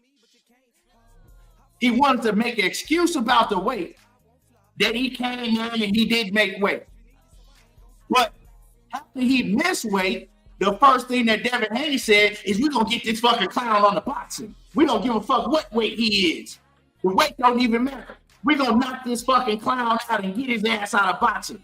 I'm ending this fucking clown. I don't care what weight he at. Along with taking the 1.5 million plus. Then he went in there, and now it was because of the weight. That was the first thing. It was because of the weight. But then none of Devin Haney fans want to talk about him outweighing all of his opponents until he got to Ryan Garcia. So let's say that Ryan Garcia was weighing more than Devin Haney on fight night, right? Let's say that Ryan Garcia weighed 5 pounds more than Devin Haney on fight night. If Devin Haney was that much better than Ryan Garcia, like y'all said he was, no way this fight going to distance. Devin is knocking him the fuck out. Devin gonna dominate. If he was that much better than Ryan Garcia, he still should have dominated him. It still shouldn't have been no contest. So y'all running around here looking like complete fucking fools in the face. Y'all just don't want to admit that maybe Devin wasn't as good as we hyped him up to be. Sometimes the eye test will lie to you until you get in the ring with somebody that can exploit the flaws that you had. Maybe you need to go back and watch some film and then you'll see that Devin Haney had been making those same mistakes against other fighters that didn't have the ability to exploit those mistakes that Devin was making. Now, the question is, why doesn't Devin Haney want to face Ryan Garcia again? Why is Bill saying that making excuses and Devin making excuses, talking about, we don't trust him, we don't know what he might be on and all of that, right? But see, my opinion is I see right through that shit. First of all, Bill, he know deep down inside what it is. Bill Haney knows that I don't want to see my son have to go through that again. Devin Haney knows deep down inside I'm not ready to have to go in there against Ryan Garcia again because I felt that power. I know how I felt the next day when I woke up with a fucking migraine out of this world. when everything on my motherfucking face was hurting. I'm trying to go through that again. So is he afraid to get in there and rematch Ryan Garcia? Because if he really thought what he's saying, that he's still way better, and the only reason Ryan Garcia won is because of the Orsterin in his system, if he really felt that way, what he would do is say, you know what? I want my get back, and I want extensive drug testing. We got to sign up for 12-week drug testing. We got to, be tested every week. We got to do all that. That's what I want. But yeah, I want my get back immediately. If he really believed that, that's how he would be going about it, right? Because when Cotto got cheated, and Cotto knew something was in motherfucking Margarito's gloves, and then when that shit got found out, he wanted it to get back, and he got his get back. Anybody that get cheated, they gonna want that get back. But deep down, if he put it on me. You ain't gonna want that get back, but you're not gonna come out and say that shit. You're gonna make every excuse in the world. And before I pass it to Money real quick, I gotta say this, right? For somebody that was up on all type of steroids that gave him superhuman powers, I sure ain't seen nobody take steroids and that was hyped up on superhuman powers that was as out of shape as Ryan Garcia was. Because anybody that I ever seen get tested positive on something, and you go back and you like, damn, they was throwing punches nonstop. They was strong in the motherfucker. You ain't seen none of that shit out of motherfucking Ryan Garcia. You seen somebody that was out of shape, that was breathing hard after every round that he let his hands go, that was having to take off 2 rounds at a time just to come back to be able to throw combinations. Like, come on, man. Ain't nothing in that fight made you think Ryan Garcia's on some shit. Look how he fighting. We've seen Ryan Garcia look in way better shape than he was fighting Devin Haney. We've seen Ryan Garcia way more active in fights than he was against Devin Haney. And we've seen him look in better shape. Yes. Did he come in the ring big as a motherfucker like Devin Haney? Yeah, they were both big as shit. Have I ever seen Ryan Garcia come in the ring that big? No. But he wasn't in shape. He had a stomach. And he let y'all know he wasn't in shape. He told you his conditioning was bad. We seen that, we know that he was drinking and partying. That's why he wasn't in shape. That Orsterin in his system had no effect on what happened in that ring. Now, do I believe that Orsterin, this is what I believe, right? And I've been saying this. I think that, I know for a fact that Ryan Garcia was hella big leading up to the weigh-in. I know that Ryan Garcia still had a lot of weight to cut. He still had like 15 pounds to cut 24 hours before the weigh-in. So what I do know, or what I think that Ryan probably started taking a weight loss supplement probably a few weeks because, a few weeks out from the weigh-in because he was big as hell. And I think, either that weight loss supplement had Orsterin in it and he knew it, or he didn't know it. That's what we need to find out. Was it a supplement that was legal for him to take that didn't have it on the label? Or did he just flat out take Orsterin trying to cut the weight and knew it? But I ultimately think that whatever he took it trying to cut the weight because he was too big. We'll find out if he knowingly knew that it was Orsterin in there. We'll find that out.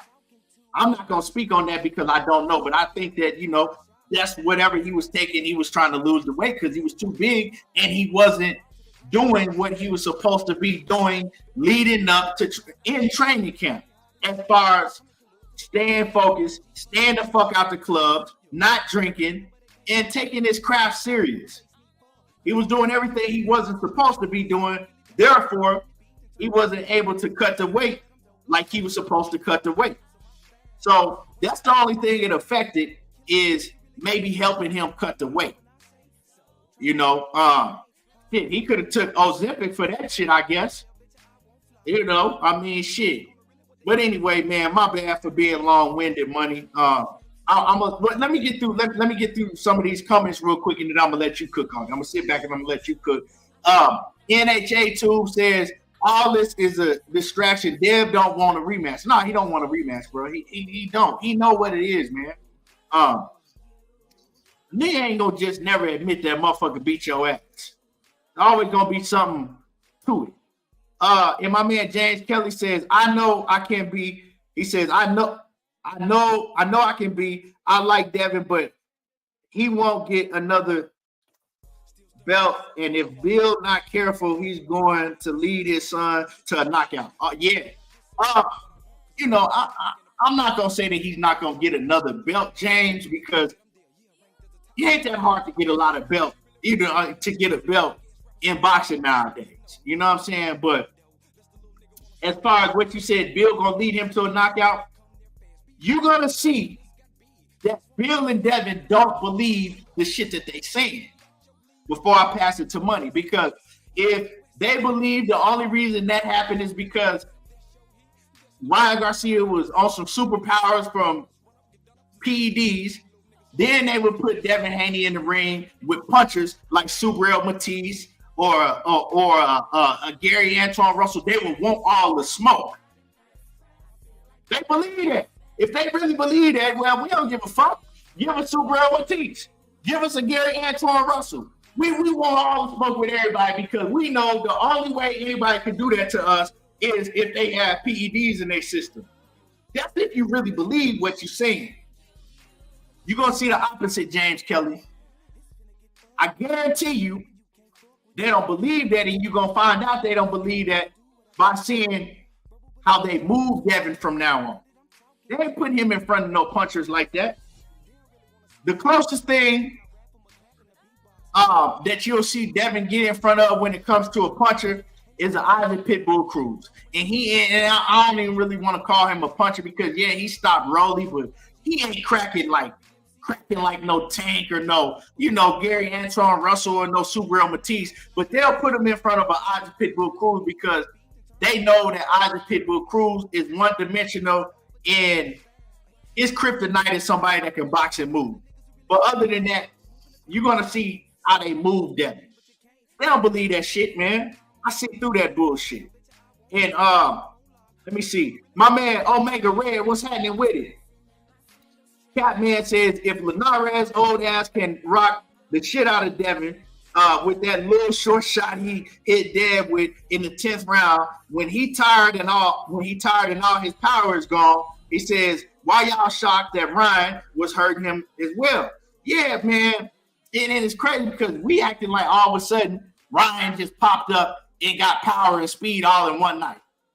Ryan has had these same power and speed his whole fucking career. We acting like Ryan hasn't knocked out pretty much everybody he been in the ring with besides Gervonta Davis and maybe like two other people earlier on in his career. Like, this ain't nothing new. You know what I'm saying? We knew that Ryan had power and speed and the devastating left hook. But all of a sudden now, because it was Devin and he did this to Devin, Ryan ain't never had power and speed before. Y'all motherfuckers is weird. Straight up. No evidence says Ryan had a double chin. Lloyd Edwards says, what fight were you watching? I don't even know what you mean or what you're talking about, but yeah. Cash Crypto says, horrible conditioning. Couldn't see no cuts on Ryan. In the Haney nights, just holding on for dear life right now. Yeah, man, it's crazy. I've never seen a fan base that happy when that news came out that Ryan Garcia had failed his drug test. Like, they acted like they saw Jesus Christ come back to earth. That's how happy they was when that news came out that Ryan Garcia popped dirty. Like, why was y'all so happy that a man in boxing. We ain't never seen that before. And this is some real shit. Name me one time we've ever seen just thousands of fans come out and just cheer on and just be so fucking happy when they find out a fight pop dirty for PEDs. Usually it's the exact opposite. Motherfuckers is mad. They talking shit. I'm talking about, man, they was happy because now they can come out of hiding, and they felt like they could use that as an excuse. Come on, man. Swat Jones says a lot of folks believe if Ryan was in shape, he would have. Man, if Ryan was in shape, bro, it would have been stupid bad. And like I said, man, I don't wish nothing bad on none of these fighters, but if Ryan was in shape, Devin would have been put to sleep. Like, Devin would have got hurt seriously bad, and Bill and Devin, they need to thank God that Ryan wasn't in shape. That was the only way that Ryan Garcia didn't really hurt Devin Haney real bad, because he wasn't in shape. His shape was horrible. And he couldn't, you know, put the finishing touches on the job when he was getting Devin Haney hurt. And Devin was able to hold him, and you know, Ryan he wasn't in shape, so he didn't have that extra boost of energy to get Devin off of him from holding him and, you know, let his hands go like that. G-Man says Ryan spent time in the studio making that Haney Pack song. More time in the studio making that Haney Pack song than in the gym. He did his little training session with Derek James, and then he was going out acting a fucking idiot. And with Ryan Garcia, if y'all hate Ryan Garcia, I'm gonna give y'all something to be happy about. The rate that Ryan Garcia is going, he's gonna be the next Adrien Broner. So if y'all want to see Ryan Garcia, some bad shit happen to Ryan Garcia, you want to see his downfall, you're gonna see it. Because Ryan, you can't do the things that Ryan Garcia does and listen to Ryan Garcia talk, and he's saying, "Oh well, I mean, yeah, I was drinking and smoking and partying and shit, and I still did that to Devin. I mean, you can do all of that in training camp." He really believed that. So this win is probably the worst thing that happened to Ryan Garcia, because now he thinks that he can continue to do these things and beat the best of fighters because he got away with it with Devin, and he's going to get fucking hurt. So, you know, so for all the Ryan Garcia fanatics, because, you know, when I talk about these things in videos, the Ryan Garcia fanatics, oh, you're hating on Ryan, and Ryan is, you're a fucking Devin Haney fan. You know, I mean, anytime you say something about the opposite fighter, you're the fan of the next fighter, and you're a fan. But that's just, it's real. Ryan Garcia, you can't tell him nothing. That's another problem with Ryan. He think he know every fucking thing. You can't tell him nothing. He's not disciplined, and it's gonna be a problem for him. He's gonna get hurt. But yeah, man. Go ahead and cook money. My bad, man, for taking all the airtime. Go ahead. It's your mic. Nah, shit, you was on point with everything. Shit. I feel the same way like you feeling for us, right? Like, first of all, let me say this. We don't condone cheating, right? No, nobody condone cheating in the sport of boxing. If you get caught, your ass deserves to get penalized. But all this kick the man out of sport forever and all this word talking and shit, when a lot of y'all other favorite fighters got popped, motherfuckers weren't talking about kicking nobody out for forever. They talking about kick the man out. He need to be kicked out of boxing forever and ever. Like, he just went out there and just killed Devin Haney or put Devin Haney in a goddamn coma or some shit. Like, oh, you know what you could have did? And then Bill, he making a spectacle after this shit, right? Every time you look around, he got a corny ass video coming out. He ain't even taking it serious. So he got a corny ass video coming out like he got a fucking a reality TV show or some shit, right? And they just falling behind that shit. So look, man, like Keon said, the amount of oxygen that was in that man's system, bro, wasn't enough to help the fucking ant. You know what I'm saying? They don't take away what that boy did to Devin Haney in the ring. He whooped Devin Haney ass, period. And we seen Devin Haney didn't make no adjustments because Bill Haney couldn't teach him to make no adjustments. Seen the boy get hit with the same punch over and over. Ain't like Ryan Garcia went out there and looked like Superman. It ain't like he went out there and just got a brand new skill set. Oh my God, he's jabbing, he's moving, he's going 120% every round, right? Because the boy was tired in there as well. And Devin hit him with a nice shot that hurt him. Ryan Garcia, to me, it whooped Devin ass 9 times out of 10 now because of the styles. The styles. Devin ain't gonna be able to box and get away from him. Devin ain't got no chin. I told him Devin defense is his legs. He don't got no upper body movement. He don't got no head movement, bro. He's not a good defensive fighter like that. He really not. He get every time he go up against somebody that got some skills, he get touched. He get touched. And not only that, Ryan Garcia just knocked out a dude that I feel like that's tougher than Devin, right? And what's my man name, Keith? The fight for Devin. Oscar Duarte. I feel like Oscar Duarte is tougher than Devin. Just my opinion. Now, Devin got heart. Don't get me wrong. He gonna get up and fight, right? Get up and fight. But for us, the chin, Devin ain't got no goddamn chin, and they know that shit. They know it, right? So they hurt. That's all it is. They hurt. They seen they little favorite fighter, get his ass whooped. They did all that talking and all that bragging and shit like that. And I like Devin Haney. But he did all that talking and all that bragging. And Ryan Garcia went out there and put his ass on the canvas. Almost broke his jaw, right? Exposed a lot of shit that was already exposed, right? It ain't no secret, right? A lot of shit was already exposed. But he went out there, man, and he fought the game plan that he was fighting. Stay talking about knocking somebody out. They out there, look at the right hand on Devin. Look at the right hand. He punching the punching bag. Punching bag ain't moving at all. He punching ain't putting a dent in it.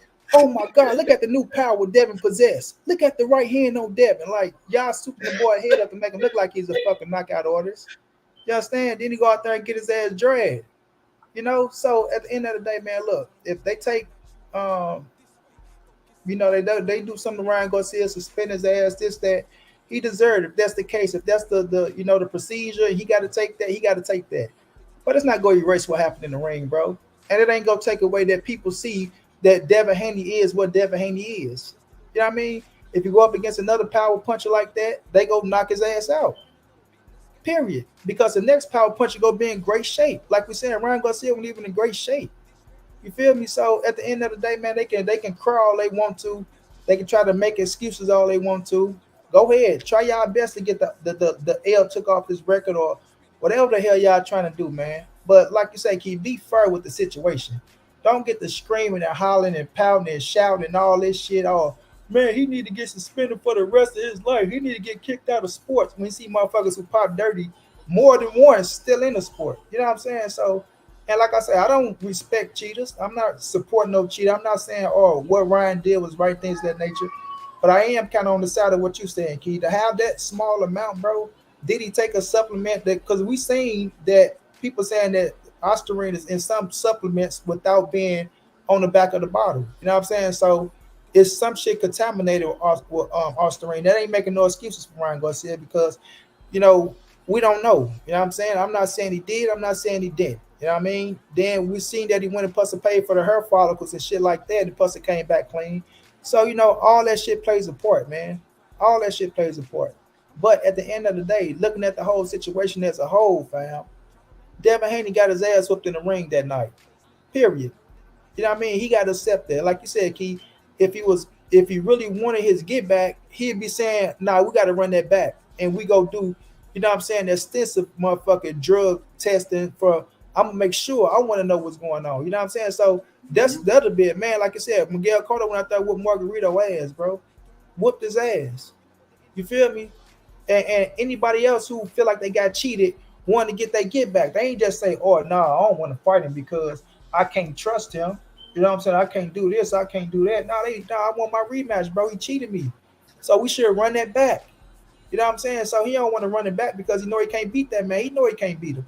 And that's his way out to say, he cheated me. And then like you said, Keith, after the loss, hopefully, we can run it back and hopefully he can make the weight next time. Boy, that weight ain't the reason why you got your ass whooped, because y'all was wearing almost the same thing in the ring. And you know what I'm saying? So don't nobody want to hear that crybaby shit. Don't nobody want to hear it, fam. Y'all was running around, y'all was looking around, and you call a man a C-plus fighter. So a C-plus fighter with a nanogram of Adrien in the system, whoop your ass then. A C plus fighter with a nanogram of Adrien went out there and whooped your ass, and you couldn't take it. You couldn't take it. You know what I'm saying?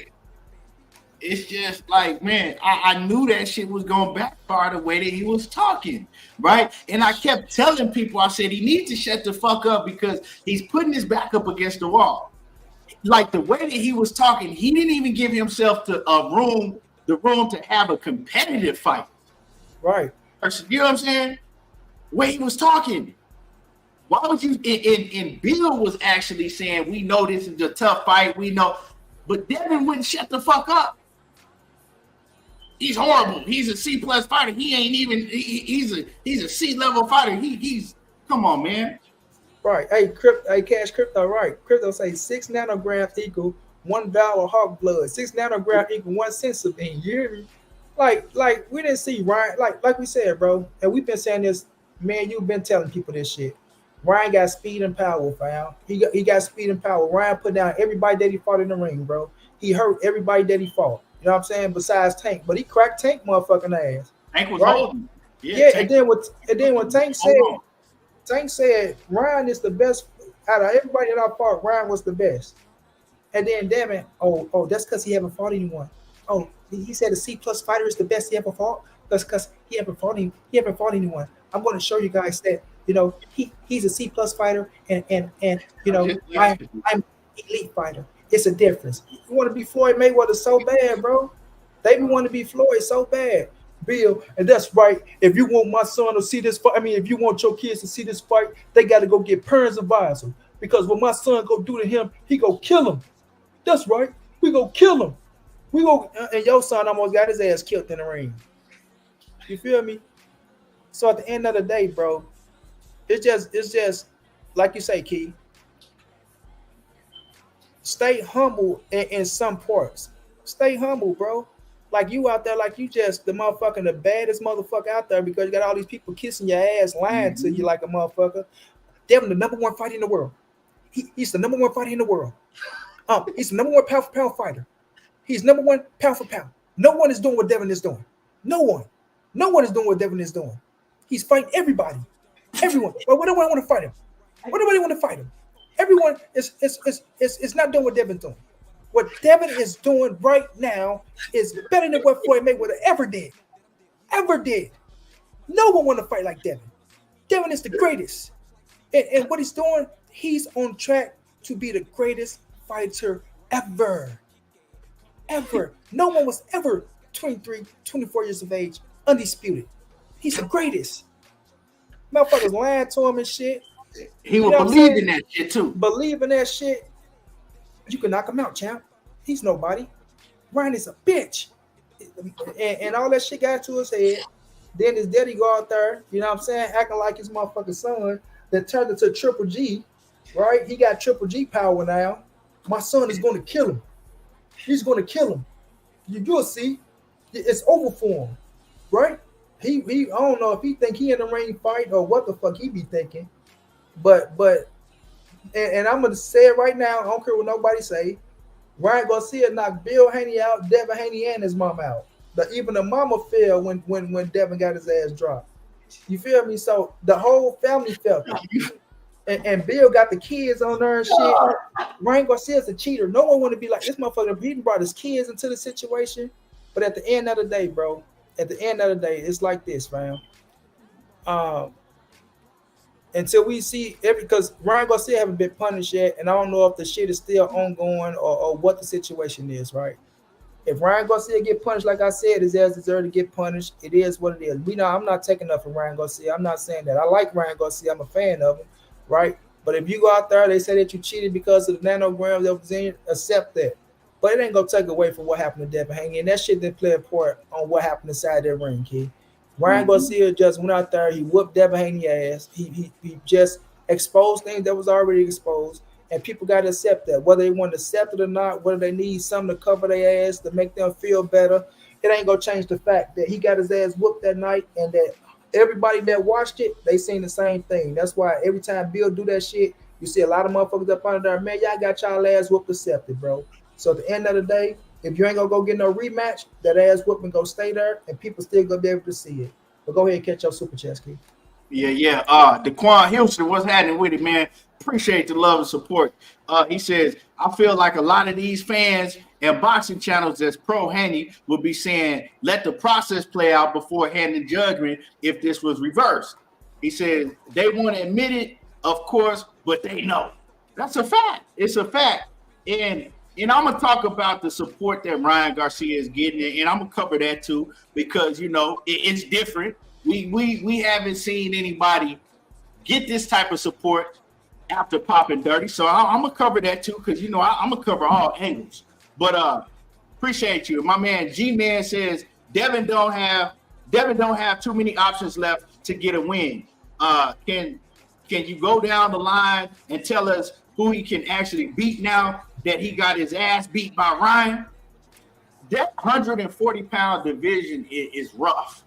I think he'll outbox the shit out of Pitbull Cruz.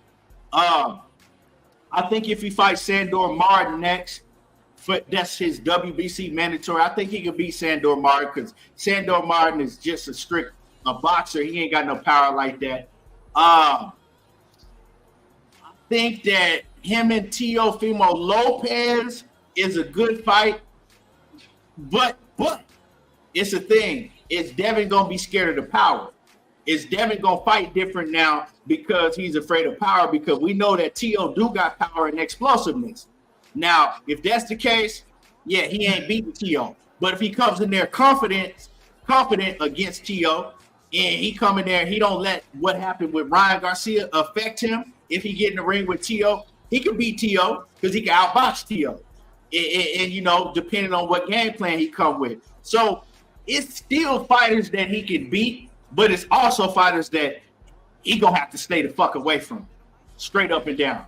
But let me see if I missed anything.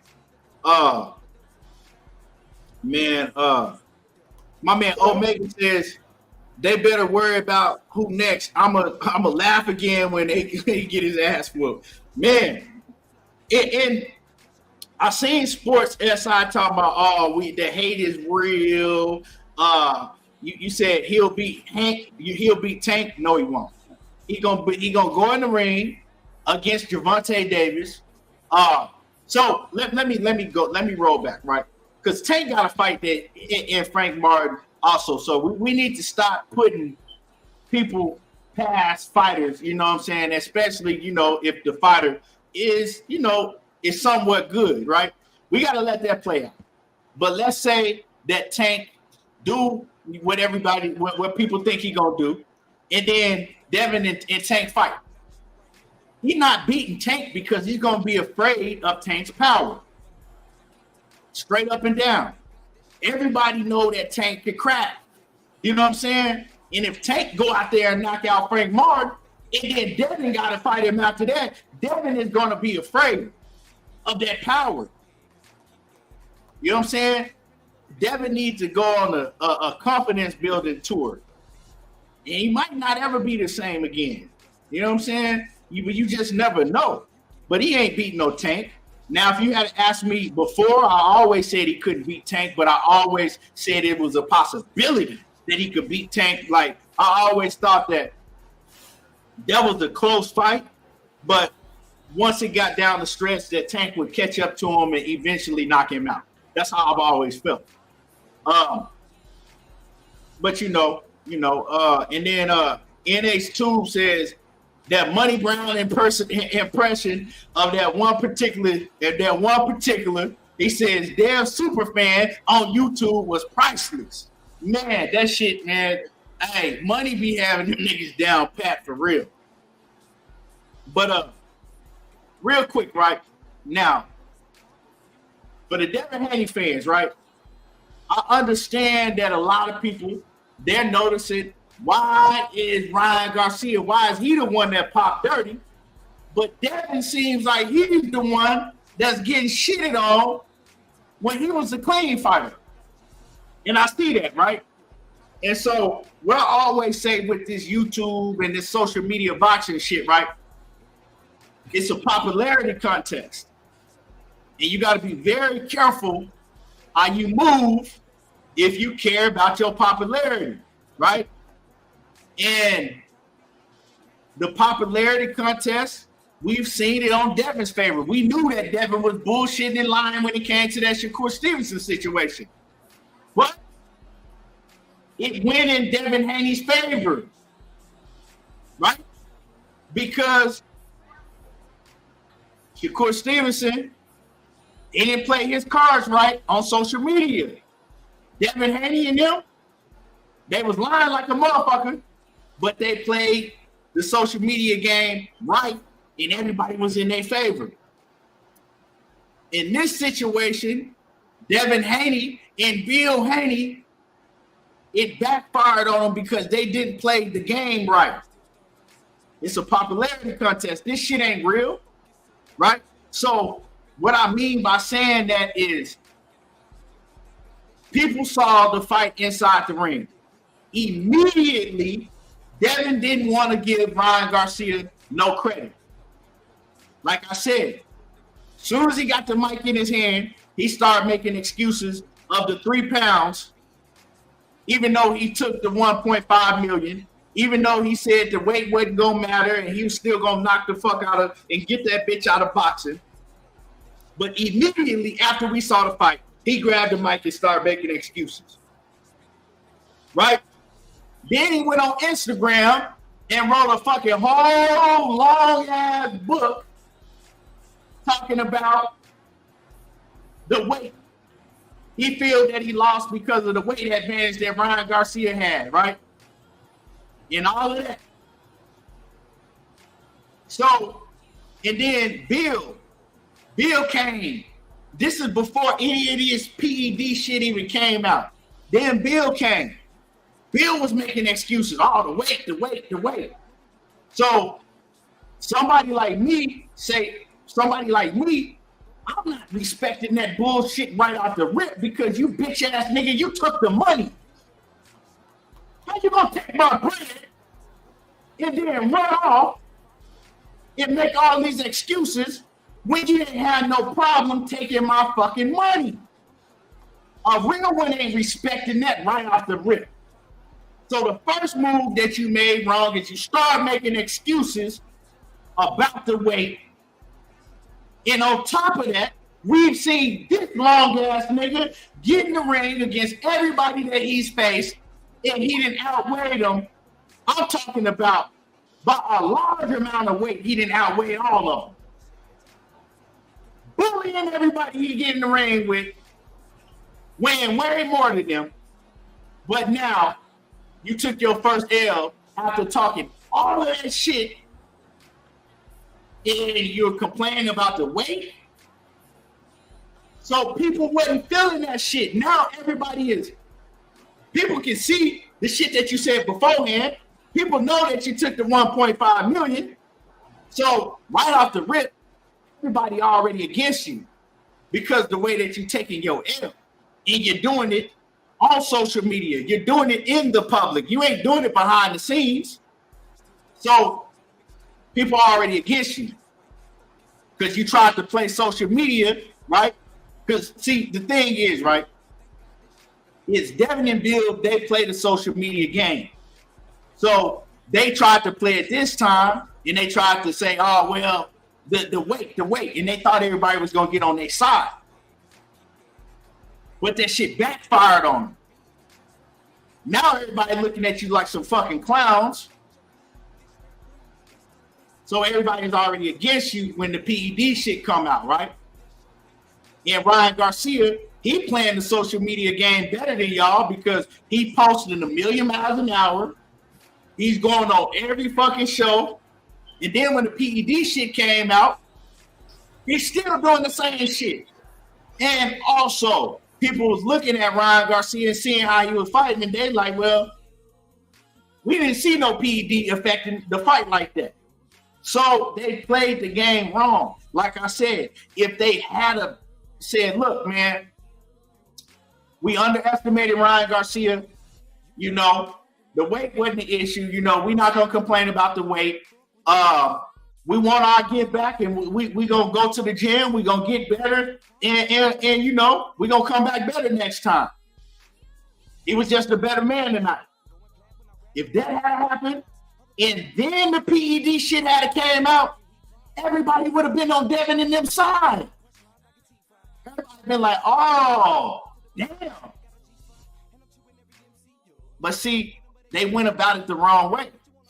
Be careful how you move on this social media if you care about that shit. Now, y'all know I don't care about that shit because shit, I got motherfuckers talking shit about me all the time because I might say some shit that they don't like about their favorite fighter. You know what I'm saying? So I don't give a fuck about that shit. I'm gonna just keep it a buck. But that's how that shit turns. But like I said, they can't cry about it now because they done some shit that was wrong and they had social media go in their favor. So when it backfire on you, don't cry about the situation. Kevin Livingston, he says Ryan caught Dev with a few right hands that stunned him, that set up the left hook. Definitely wasn't the left hook alone. Yeah, and I've actually said that in my videos time and time again. I said he was catching him with the right hand also. You know what I'm saying? He was catching him with the right hand also. Devin, me and Money tried to tell people that Devin ain't. We told, me and Money broke this shit down time and time again, and we told people that Devin don't have good defense. But see, people don't understand, you know, they don't understand that you can look good against certain competition. You know, that's just what it is. And then we got Brian Francis says they handled it poorly from the jump. Yeah, they handled it poorly. Sports SI says it wouldn't matter. Ryan beat Devin and y'all raised Tank hand like he beat. Who is y'all? Don't y'all. You know what I'm saying? Don't throw me in that shit because Tank ain't fought Devin yet. You asked me, I was asked the question and I answered the question on what I've said from the first day that people heard me talk about Devin and Tank, and I've never changed my tone. Let me say this, kid. Ain't nobody raised no Tank hand like he beat no goddamn Devin. Tank got his own fan base. Tank got his own fucking way. Don't know who would raise Tank hand like he beat Devin when Tank and Ryan went out there and sold 1 million+ motherfucking pay-per-views. Ryan Garcia was his own man, undefeated, had his own. Ryan Garcia was bigger than Devin. Why the fuck is we raising his hand like he beat Devin? Devin had more accolades than Ryan, yes, but Ryan Garcia in the sport of boxing was a way bigger name than Devin Haney, and it showed in the pay-per-view. So what the fuck is you talking about, boy? Don't come in here trying to cry for no goddamn Devin Haney. At the end of the day, what Ryan did to Devin, he did to Devin. That's what he did to Devin. Undefeated Devin Haney. Undefeated. The king of boxing, the number one pound for pound king. The money man. The man that's bringing in all the money. The biggest star in the game. Ryan Garcia, the C+ level fighter with a nanogram of Adrien, went in there and whooped his ass. So accept that ass whooping. And the thing is, right, man, I gotta keep going back to this shit, right? I hear a lot of these niggas, right? They're crying, right? The hate for Devin is real, and it's the same niggas that have channels that when that shit was going on between Devin and Shakur, they was the head of that shit, making memes, putting Shakur face on different, bodies and every day. But now the motherfucker's clowning Devin because he got his ass beat. Now, man, the hate for Devin is real. Niggas say, you all these coons. And so when y'all was doing it to Shakur and when y'all was doing it to Tank, was y'all coons? Y'all wasn't pro-black then, was you? But now it's Devin. Everybody, but Devin is real, and man, like, see, you niggas is just fake, man. You niggas, you fake. You know what I'm saying? You fake. That's just what it is. I'm talking about, y'all know who that is. The niggas that started all of this shit. Y'all started it. But when it backfired on y'all, now y'all crying about it? You crying about the shit that you started. Like, Make that shit make sense. Y'all crying about all of the fuckery that you started. Wasn't nobody on YouTube doing shit like that before niggas like BFTB and all the rest of them niggas. Niggas wasn't on YouTube doing shit like that. They the ones that made that shit cool to y'all. Now that it ain't in y'all favor, y'all crying about it? Come on, man. Come on, man. Come on, man. Let's just keep it a buck. Come on, man. But so it's still doing it to other fighters. But because it's Devin, it's the niggas, motherfuckers ain't so it's coon, and this is why we can't never. Y'all started that shit. And y'all the reason why Devin is getting so much backlash.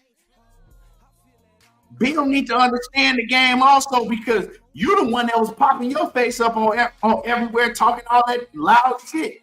And I get it because it comes with, but Bill, I get it, right? Because Bill was just doing his job promoting. But these other niggas doing all that clown ass shit, I'm talking about disrespecting fighters to the highest degree. Calling fighters pussy and faggots and like I said, putting fighters on, just making memes of fighters, putting pussies on their mouth and all type, just doing crazy, just outlandish, disrespectful shit.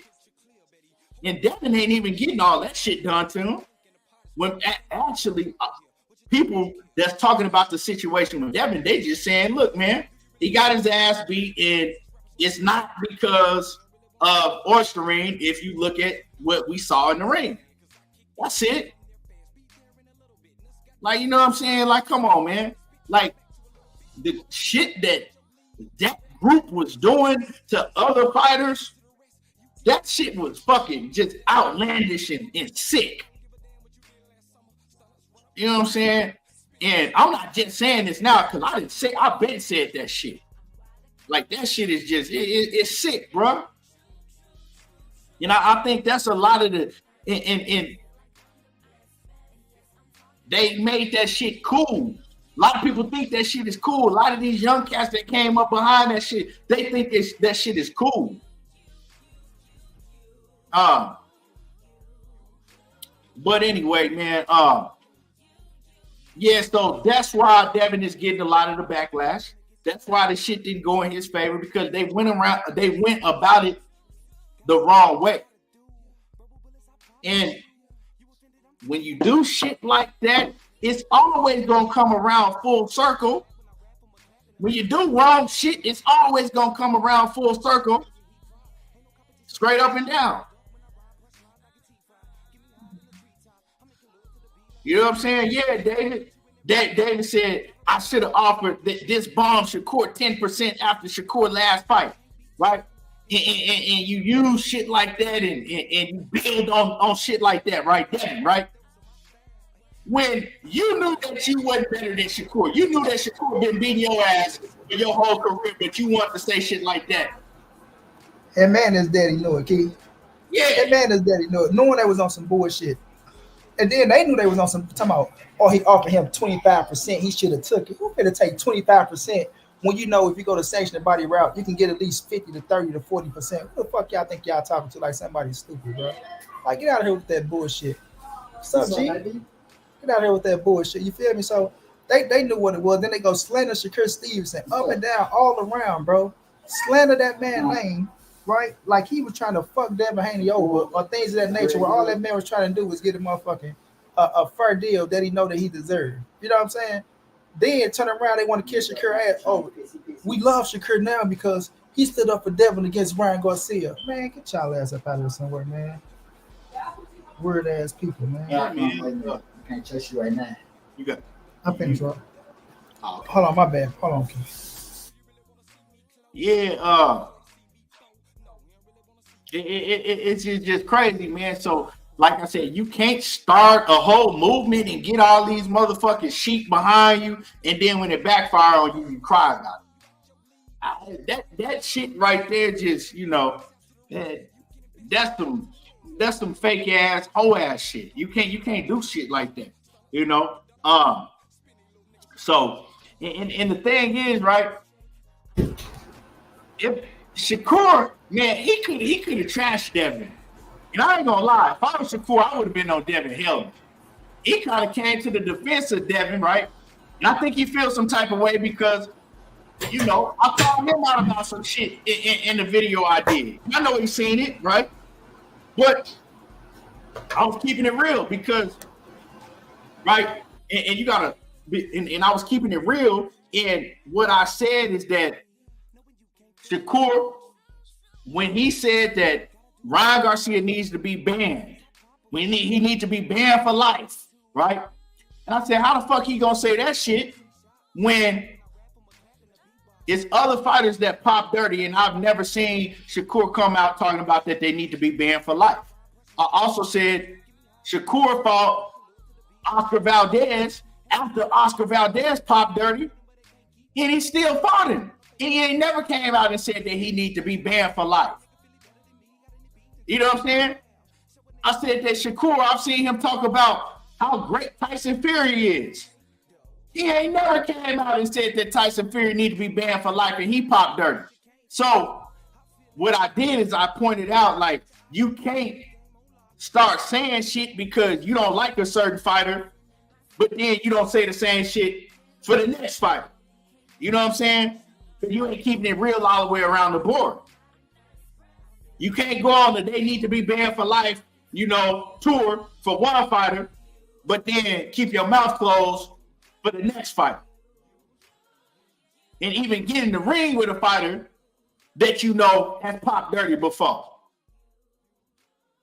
So, I mean, like I said, I fuck with Shakur. I think that he the best fighter at 135, but I'm not finna lie and cap. And if I feel some type of way, I don't give a fuck what fighter it is.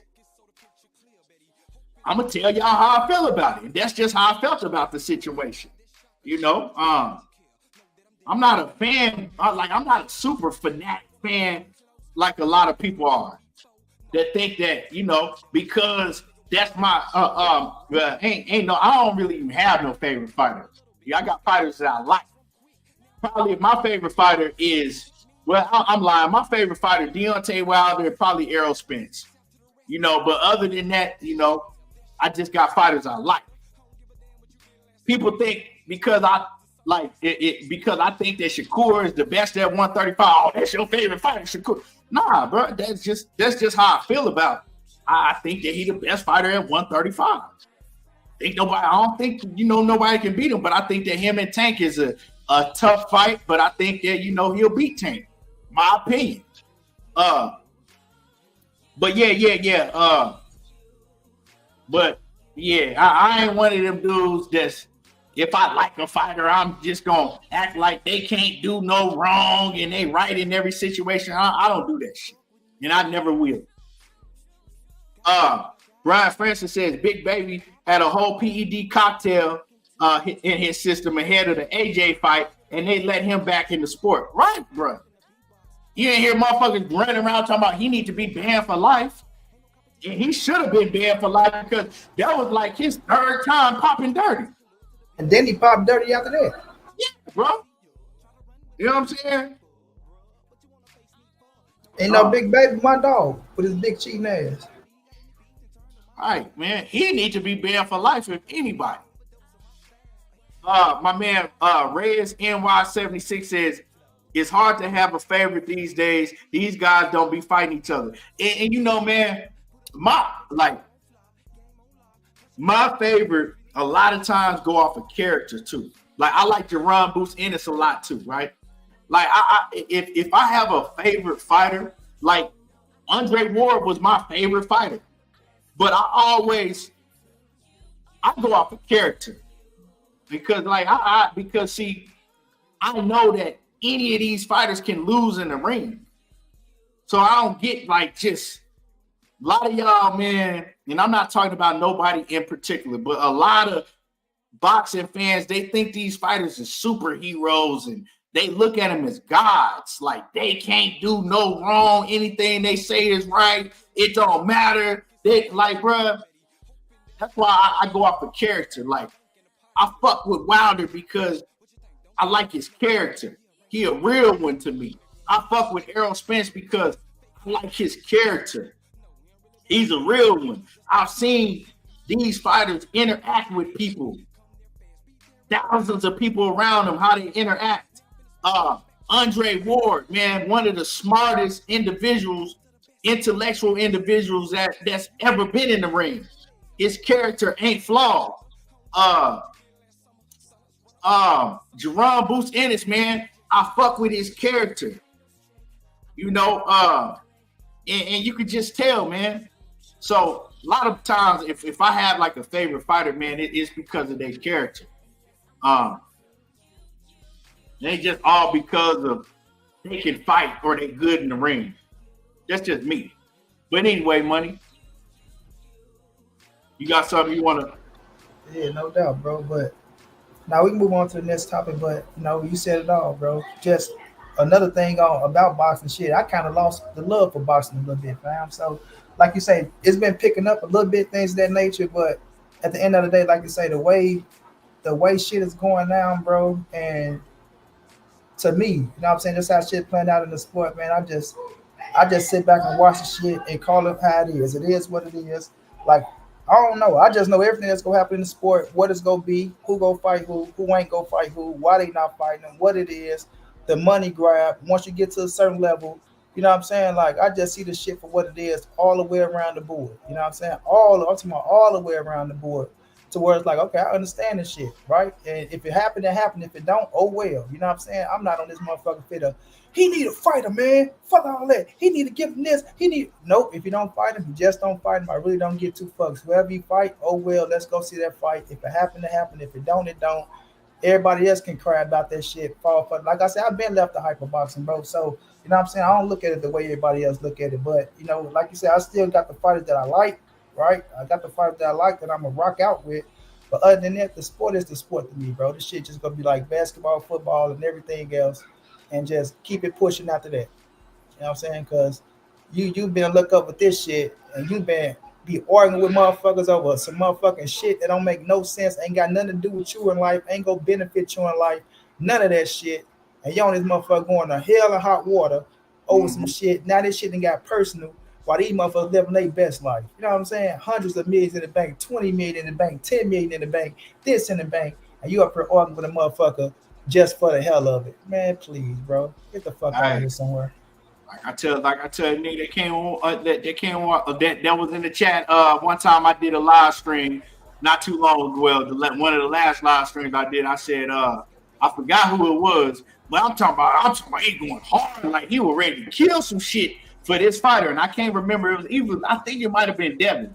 It might have been. It was either Devin or Tank, and I said, if your guys needed $20 right now to pay your motherfucking, you was $20 short, and you couldn't get the money from nobody. Could you call that fighter up and get that money, or could you reach out to that fighter and they gonna send you that money?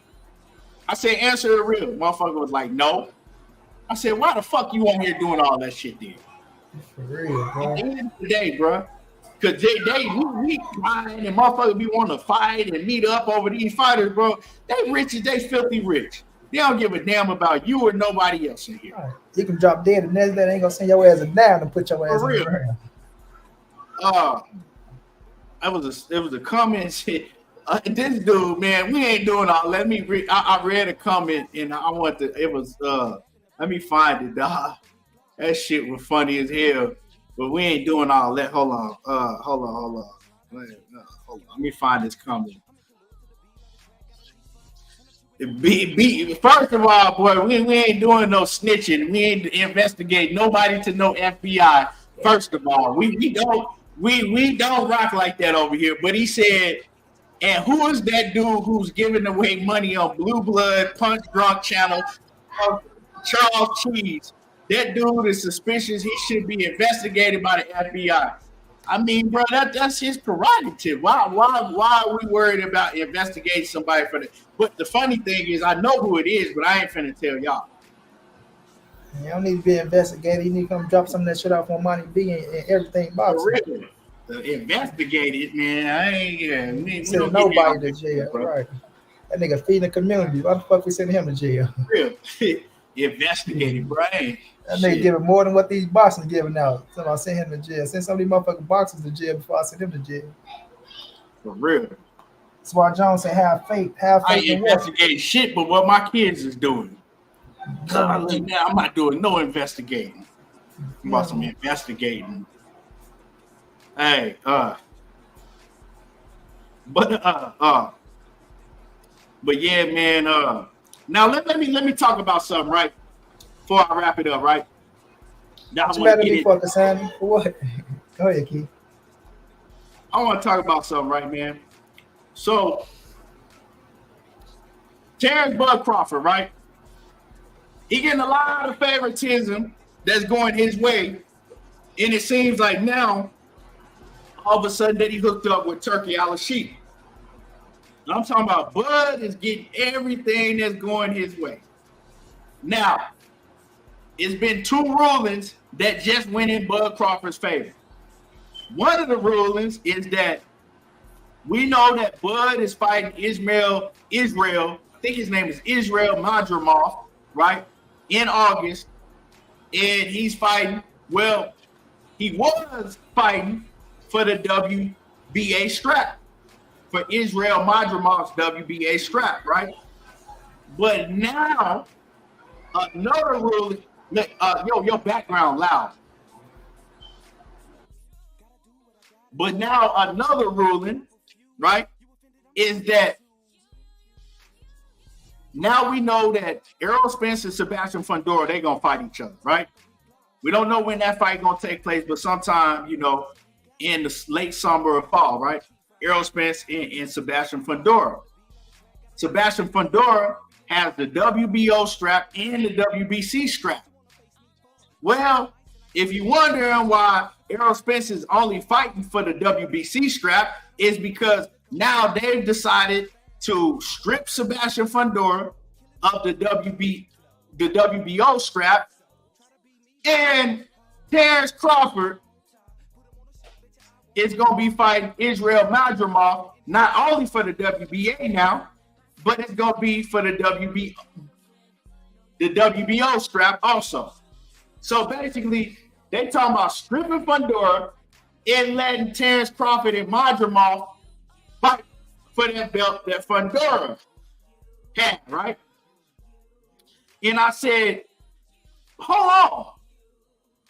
But before I can even speak on that, then more news comes out in Terence Crawford's favor that at 147 pounds, they said that he gets to keep his WBC belt. They named him champion in recess.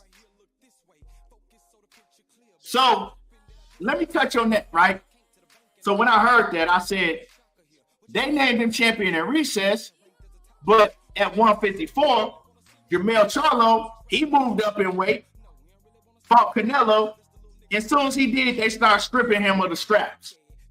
So what I said in my video is, this is a perfect example of the sanctioning bodies showing favoritism. They show favoritism because you see how they treated Jermell Charlo, and then look what they doing for Terence Bud Crawford. Now, there was a gang of people that came in my comments talking about, you don't know what the F you talking about. They did because Jermell Charlo didn't defend his straps for over a year. That's why. And motherfuckers get to talking, and they sound so goddamn stupid because they don't know what the hell they be talking about, right? Because you telling me that it's only because Jermell Charlo didn't defend his strap for over a year. Well, the last time I checked,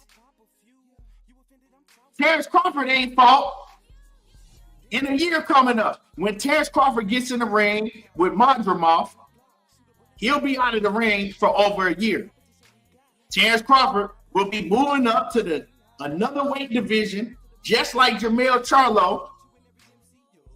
And it'll be over a year since he defended any of his straps. So with that being said, what's the difference? What's the difference?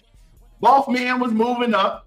Jermell Charlo, he didn't fight in, I believe, 16 months it had been when he got in the ring with Canelo. Is because Jermell Charlo had a hand surgery. He was out with an injury. Then he came back and he fought in another weight division, but he got stripped. Terence Bud Crawford, he's still holding 3 of the straps at 147, and he holding all of them.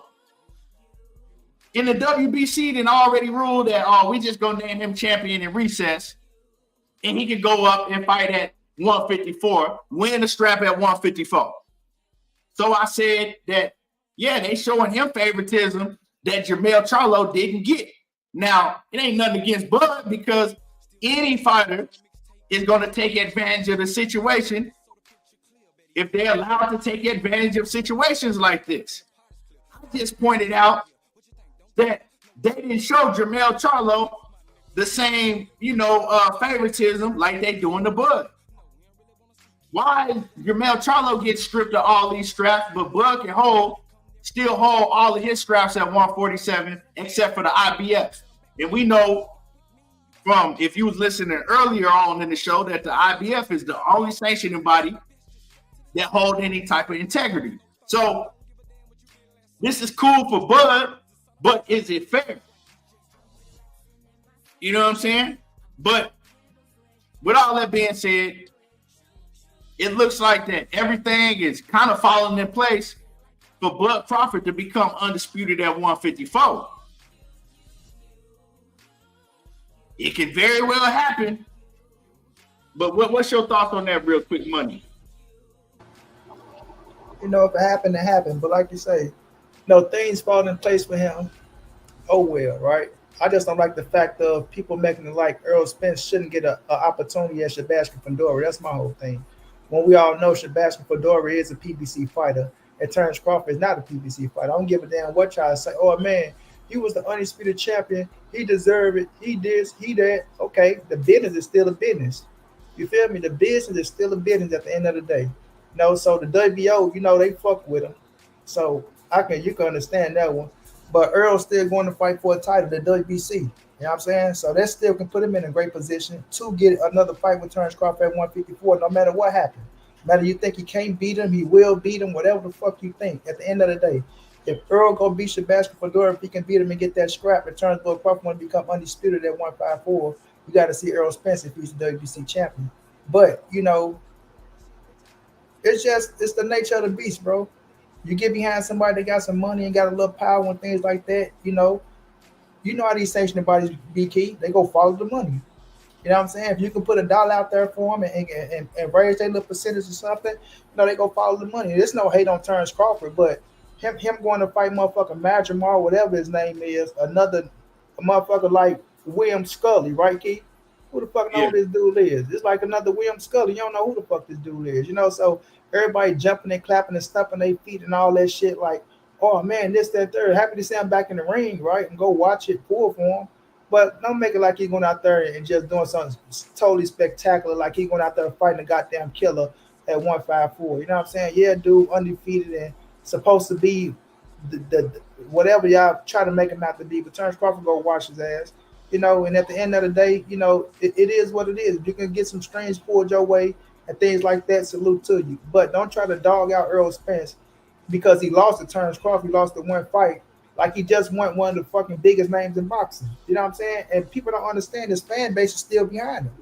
Like, and not just the fan base, the motherfuckers who hate on him still want to see what he can do next in his next fight. So Errol Spence' next fight is going to be anticipated just as big as anybody else comeback, off that loss. So, I just look at it like that, bro. For us, the business side of things like that, Turkey Ali, I think I like him, right? I can respect what he's trying to do, but I just think he's trying too hard, fam. I feel like it's just like anything else. When you first get into this boxing game, 50 Cent, DAZN, Triller, right? Once you start getting a taste of it, you getting a little, even though his money longer than they shit. So I can't say, that he's trying, but you jump into it trying to, as a boxing fan, trying to make every fight happen. You know what I'm saying? And I like it. I ain't gonna lie. I love it. Yeah. But my thing is, everything don't work like that. You feel me? If you can get some things to pull out, everything will work. Because some promoters ain't gonna want to put their big fighters in there if they feel like you got the money, your shit long. So if the fighters lose, you're not worrying about it. Like, oh well, you got your money's worth. You saw the fight you want to see. But for a promoter, it can be detrimental to them. Like, goddamn, I just lost one of my top dogs who I wanted to, they want to make money off your ass. Shit, I'm gonna keep these fights in house. I'm gonna build my bread up first, and then I feed your ass to the wolves. So when you jumping in like that, you get into the game like that, making it happen. You become a threat, right? But at the same time, every fight that you're looking for, you try to stack the deck with it. You gotta let every fight play out, because if that fight end up losing, then you gotta try to mix and match some more shit. But for us, the Terence Crawford situation, salute to him. You know what I'm saying? Salute to him. Maybe he feel like he getting the respect he deserves in the sport of boxing. Like we say, we always respect him, but it's like it ain't like he was doing no spectacular shit. Like he was, top shotter all the way around the board. But he went out there and beat Errol Spence, gave him some recognition, became undisputed 2 divisions, tried to do it in 3 divisions if he can make it happen. Salute to him. But we know that he really on his way to the door. He trying to get as much money as he can before he leaves. So, he ain't gonna take to me, just me. If he can't get the Canelo fight, he ain't gonna take no real tough fight like that. He gonna take as many fights where he can smoke a motherfucker, get as much money as he could, and then he go get up out the game, bro. That's how I look at it. Yeah, man. And as far as Terence Crawford, man, hell of a fighter, right? But I've never, ever seen somebody get as much praise as he has off of beating one fighter. It's crazy because,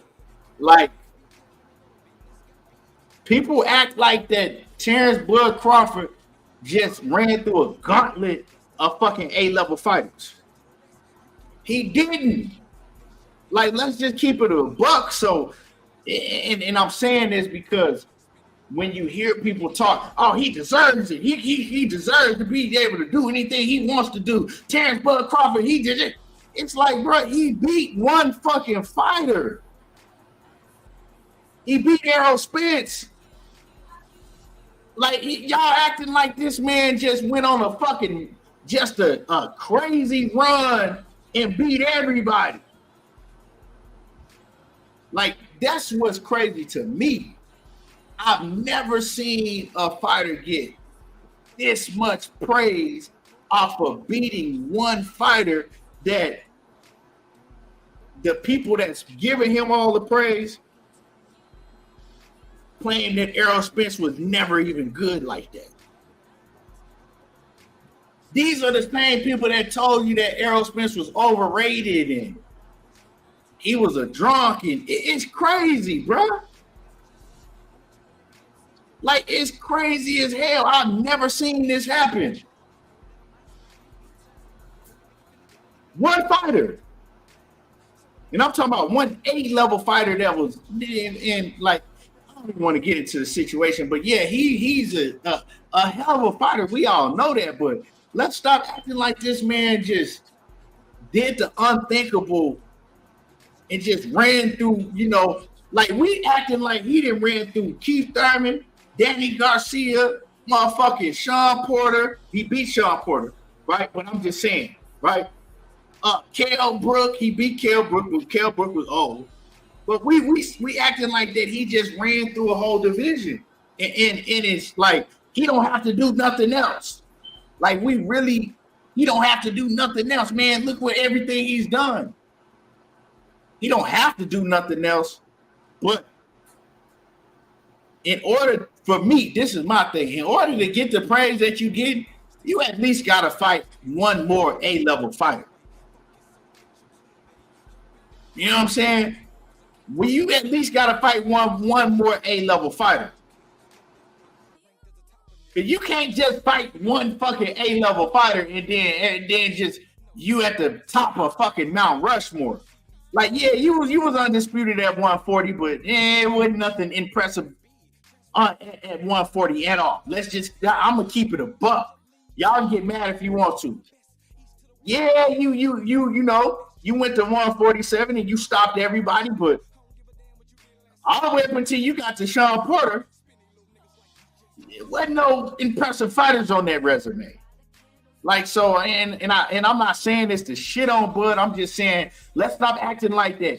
He's done so much that he don't have to do nothing else. And ain't nobody else he need to go beat.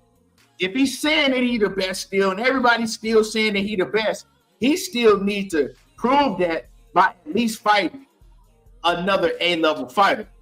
I don't care. It could be Adrien Ennis. It could be Errol Spence in a rematch. It could be Jermell Charlo. It could be Canelo Alvarez or whatever. But you can't say that shit for Terence Bud Crawford.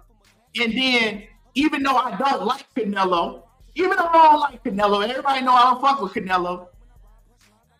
But then, not say the same thing for Canelo when he's actually beat fighters like Gennady Golovkin. He didn't beat fighters like Miguel Cotto.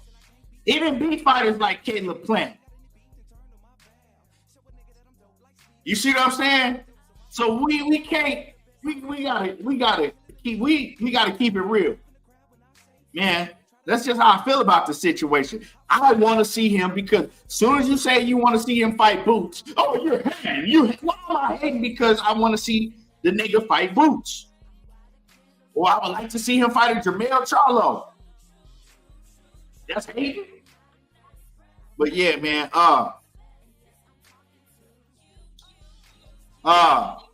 The best dad ever. What's happening with it? He says, I need Boots and Canelo, and I'm satisfied. I ain't even got both of them. I don't even need both of them, best dad. I just need, like I said, it can either be Boots, Canelo, Jermell Charlo, a rematch with Errol Spence.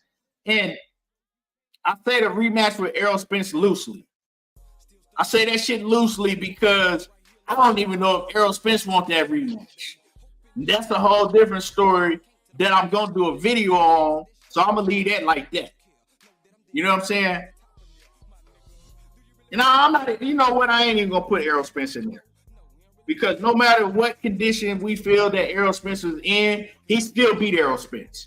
So you got to give him that. Regardless if he rematch him or not, you got to give him that. But, I mean, do we think that Errol Spence? Because see, right. Check this out, right?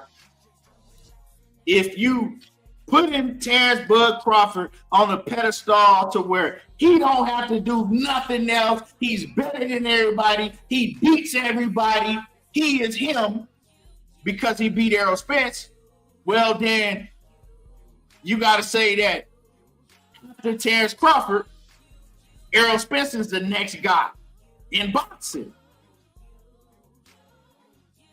So then you would have to say that if Errol Spence can beat Canelo, Errol Spence can beat Adrien Ennis, Errol Spence beat everybody, he just can't beat Terence Bud Crawford.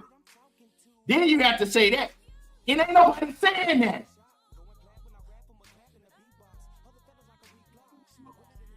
Nobody's saying that. I haven't heard nobody say that.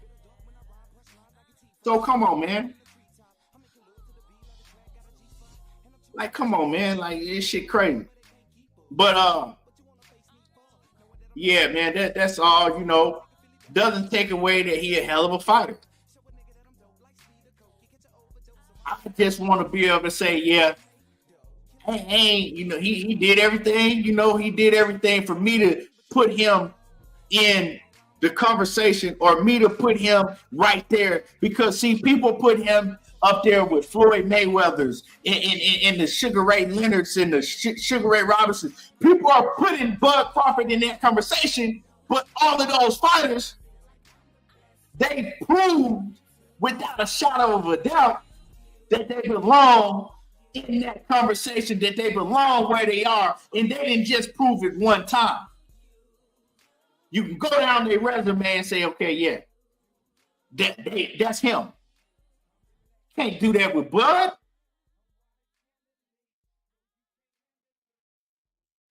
So, you know, the truth is hate to a lot of people.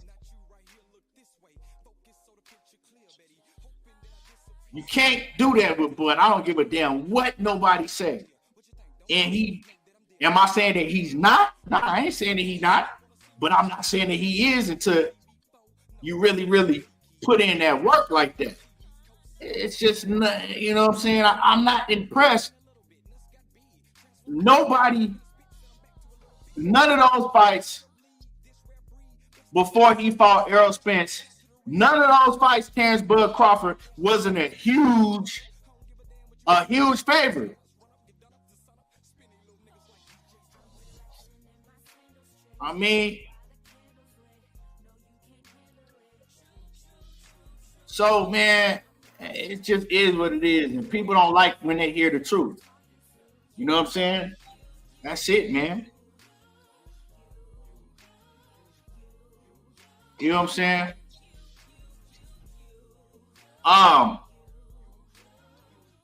What you need to do is talk about putting the shirt on, bro, because that ain't it. He says, 10 fights in 2 weeks, yet y'all still talking about Devin Haney shaking my head. Well, we wasn't talking about Devin Haney right now, but what we talking about is you putting the shirt on. Because that bird chest that you flexing on that motherfucking picture, that ain't it, dog. So now we talking about you putting the shirt on. Matter of fact, nigga, you need a motherfucking sweater on. So that's what we talking about now. But anyway, so, you know, like I said, I think that Crawford is subject to beat any of these fighters.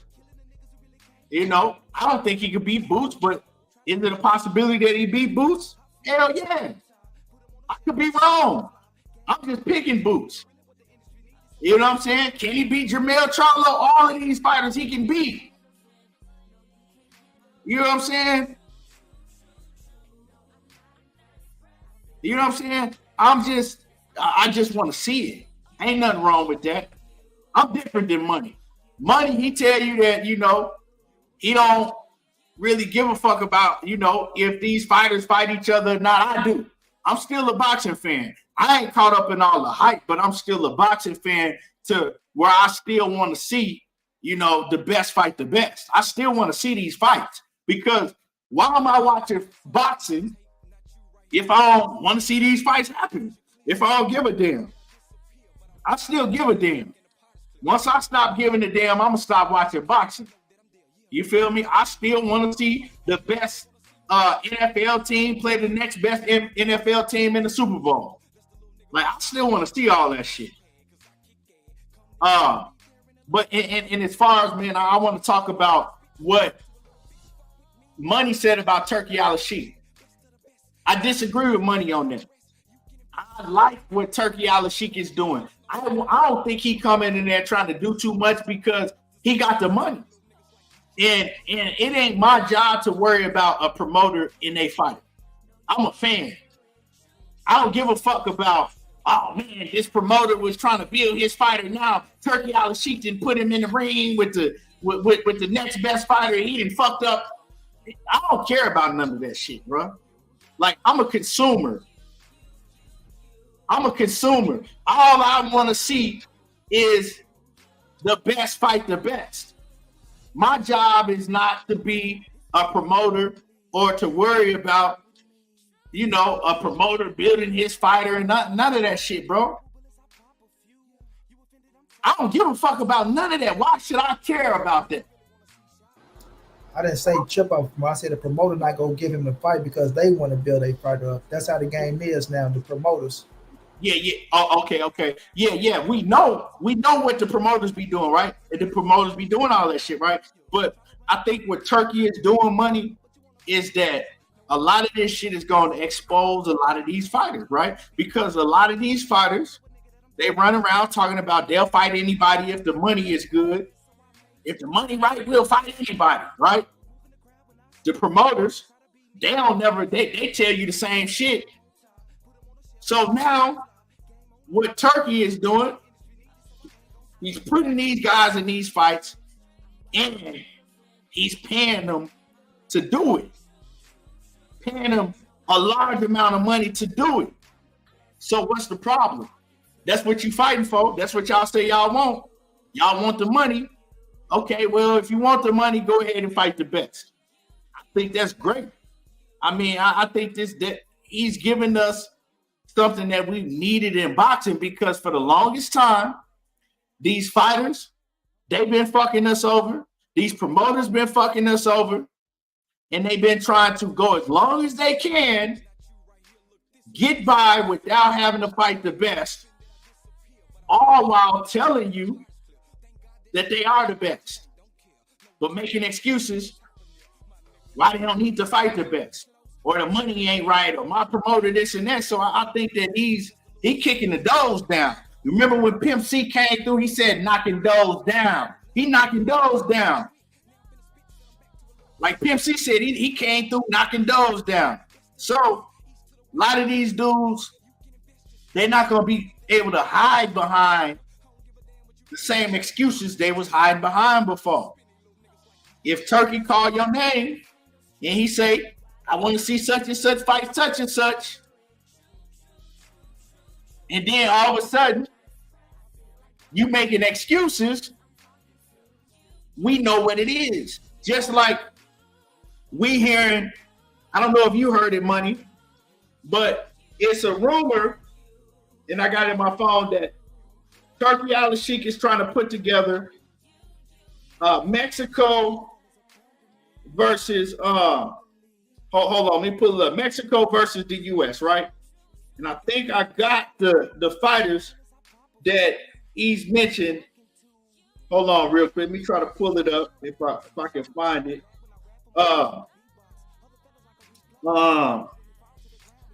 Let me see. Hold on. Let me try to find it, y'all. I know I screenshotted it.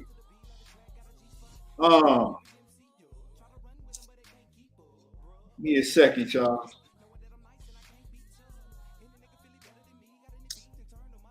Where is it at?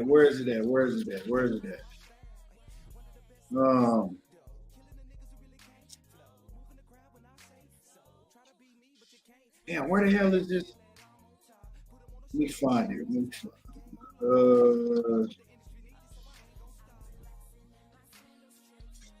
me see. Hold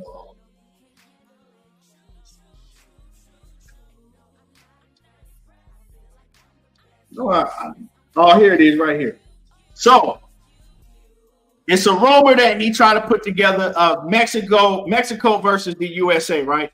Now, the first fight that I'm gonna name on here, we already know it's not gonna happen. Canelo Alvarez versus Terence Bud Crawford. That ain't happening. Canelo said no once again. Now, I got mixed feelings on why Canelo is saying no, but we ain't gonna get into that. The next fight on here is Caleb Plant versus Jaime McGill, right? Hell of a fight. I love that fight. Then the next one is Shakur Stevenson versus Isaac Pitbull Cruz. Then the next one is Brandon Figueroa versus Bernardo Lopez. I'm not too familiar with Bernardo Lopez. And then Stephen Fulton versus Louis Neri, right? All real solid fights. Let's go to Shakur Stevenson and Isaac Cruz. I'm going to use that as an example. Isaac Pitbull Cruz already turned down Shakur Stevenson on 2 separate occasions, right? Now, Best Dad said Shakur moving up to 140. He said he'll go to 140 to fight any of them names. So, yeah, he said he'll go to 140 to fight them dudes. But if it's a name like that, right? So he can go to 140 and go back down. So I'm going to use that as an example, right? Because Isaac Cruz already did duck Shakur. But now, if Turkey Al-Sheikh is calling it out, you ain't got no excuse. You getting paid top dollar to do it. And the fight don't happen because of Isaac Pitbull Cruz. Now we know what it is. You see what I'm saying? So when I say that what he's doing is going to expose a lot of these fighters it's going to expose a lot of these fighters. And a lot of times, these promoters, they don't want to do it a lot of times because they ain't going to put the money up for it. They ain't got to worry about that now. You know what I'm saying? So I love what he's doing, man. As a consumer, as a fight fan, think, shit, if you still a fan of boxing like that, you should want to see this. Why not? He already been giving us fights that we were not gonna get in boxing. You know what I'm saying? He already given these fights that we wouldn't for a long time in boxing. We was getting a sprinkle of shit. Now everything wide open. He done came in. Everything wide open. You know, and now that the PBC, they even had to go and get a relationship with him, man. Everything is wide open. The promoter shit, all that, roadblocks and this side of the fence, ain't none of that shit finna matter. And I love it. You think we would have been getting Tim Tszyu and Virgil Ortiz if it wasn't for motherfucking Turkey Al-Sheikh? You think we would possibly be getting Deontay Wilder and Big Baby Jared Anderson? Which Wilder, he got to beat Zane. That's a whole different story. But, you know, y'all get what I'm saying. These fights wouldn't even be a possibility if it wasn't for him. That's how I feel about it.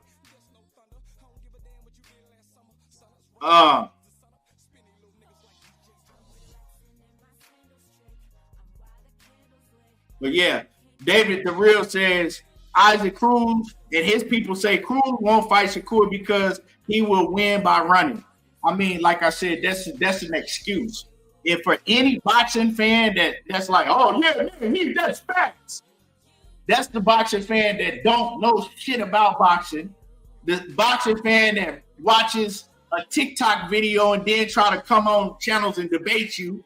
You know, that's the type of boxing fan that I don't have no respect for. You know what I'm saying?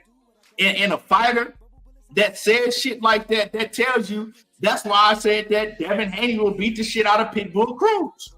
He's a one-dimensional fighter. You're a one-dimensional fighter. You can't go into no boxing gym right now,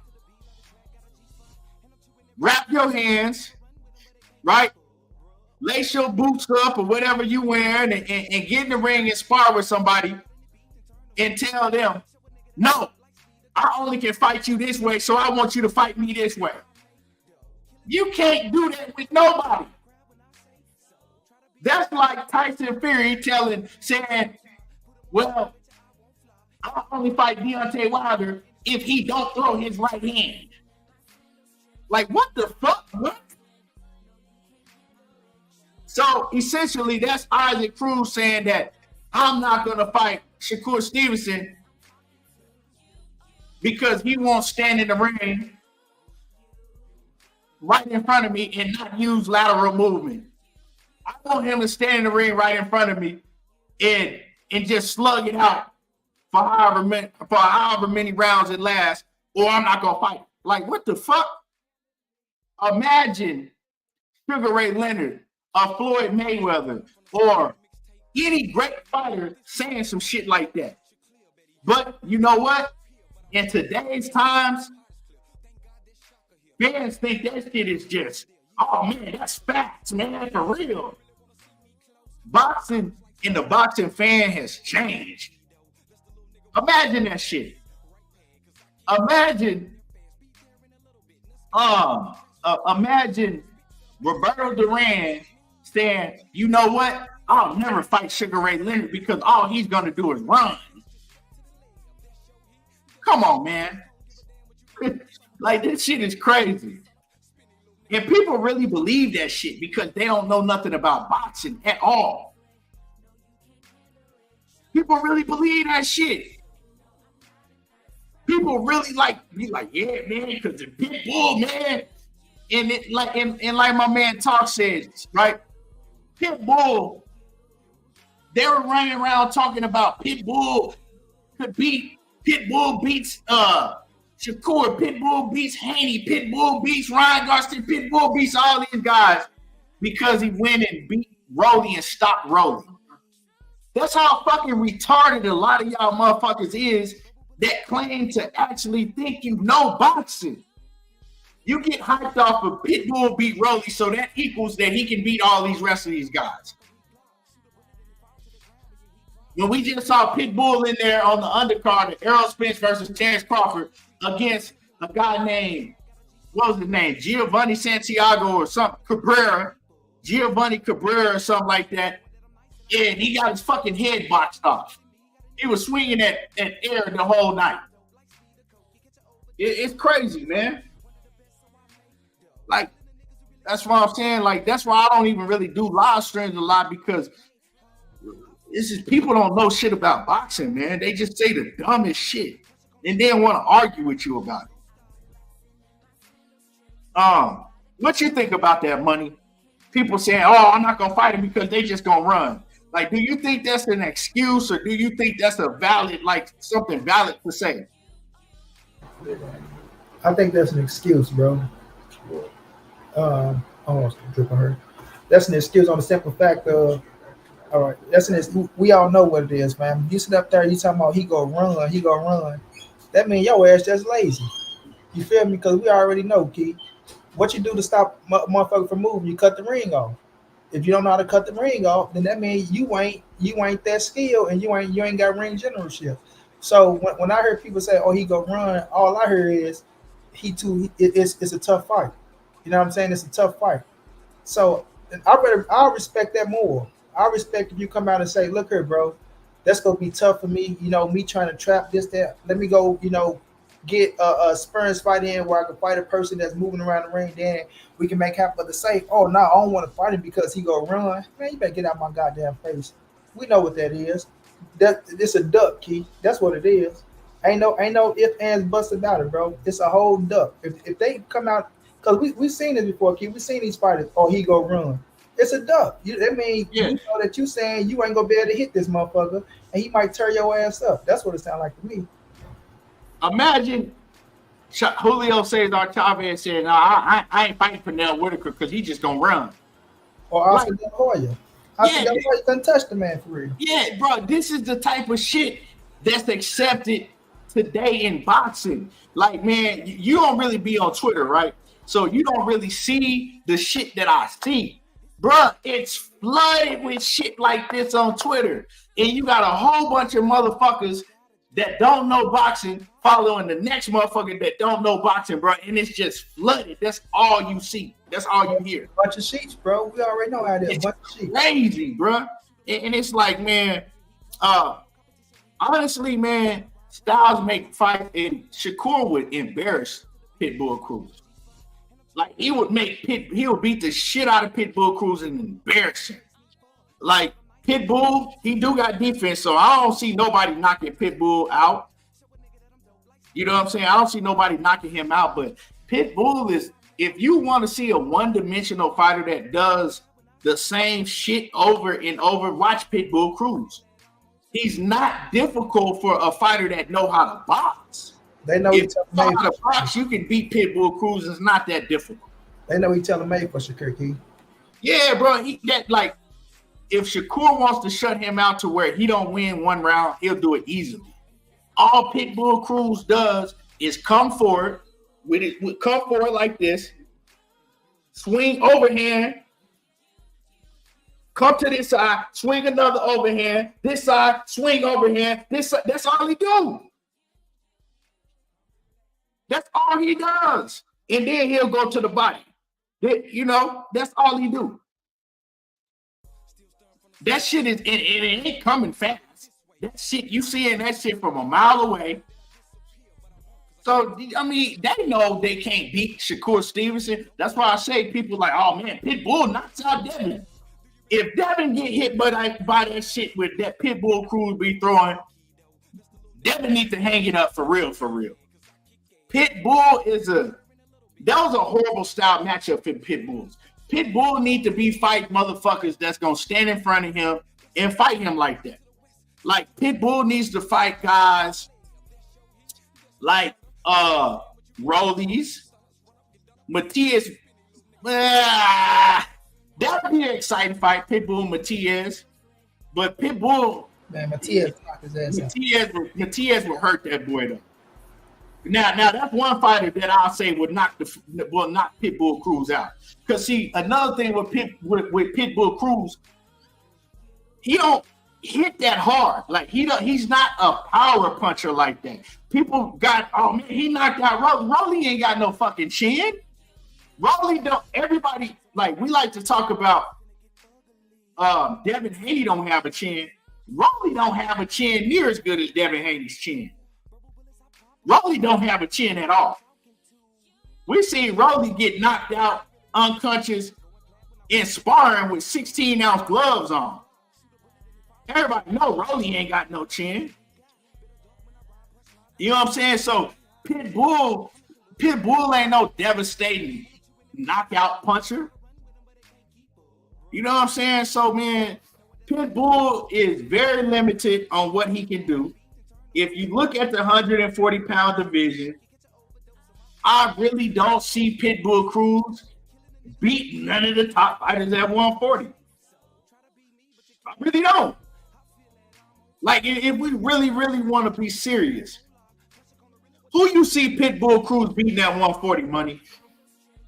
Go down the list. Devin Haney. I don't see him beating Devin. Let me stop.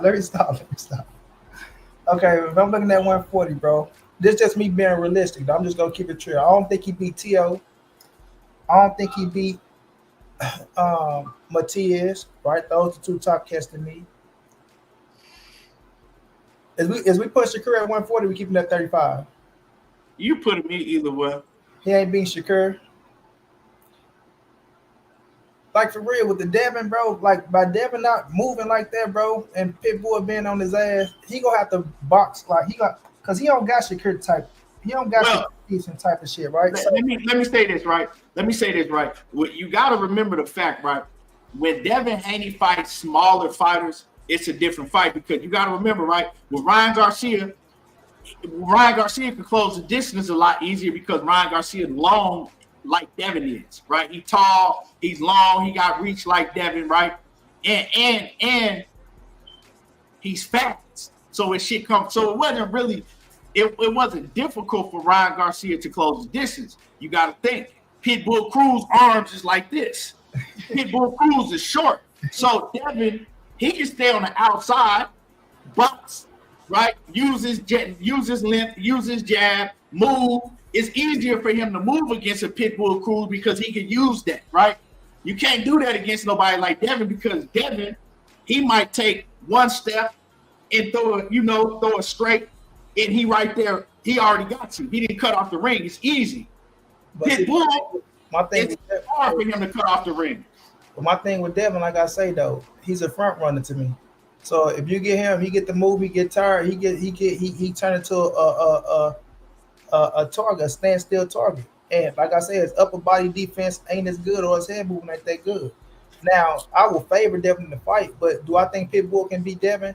I do. You know what I'm saying? Like, it's just when I'm looking at the styles, bro, like, I see Devin, bro, like, and I say this shit all the time. There's no knock, there's no hate on him, right? It's not me trying to say or piss nobody off, because I know you little Devin Haney fanatics in the chat, y'all go cry like little girls, but you know, if Pitbull can take his shot and he can keep the pressure on Devin, right? I get what you're saying, keeping his ass on the outside, turning him, bring him back to the ring. But if you see, once you get Devin being active, you get him moving, as long as he don't fight at Devin pace, like let Devin sit back and relax and pick you apart, he won't win like that. But if you can get in the inside, force your way in, like Pitbull know how to, get in and force Devin to fight and get a little tired and start sitting down and try to fight right there, let him in the inside, I give Pitbull a chance, but other than that, I don't think he beat Ryan. I don't think he beat Matias, T.O.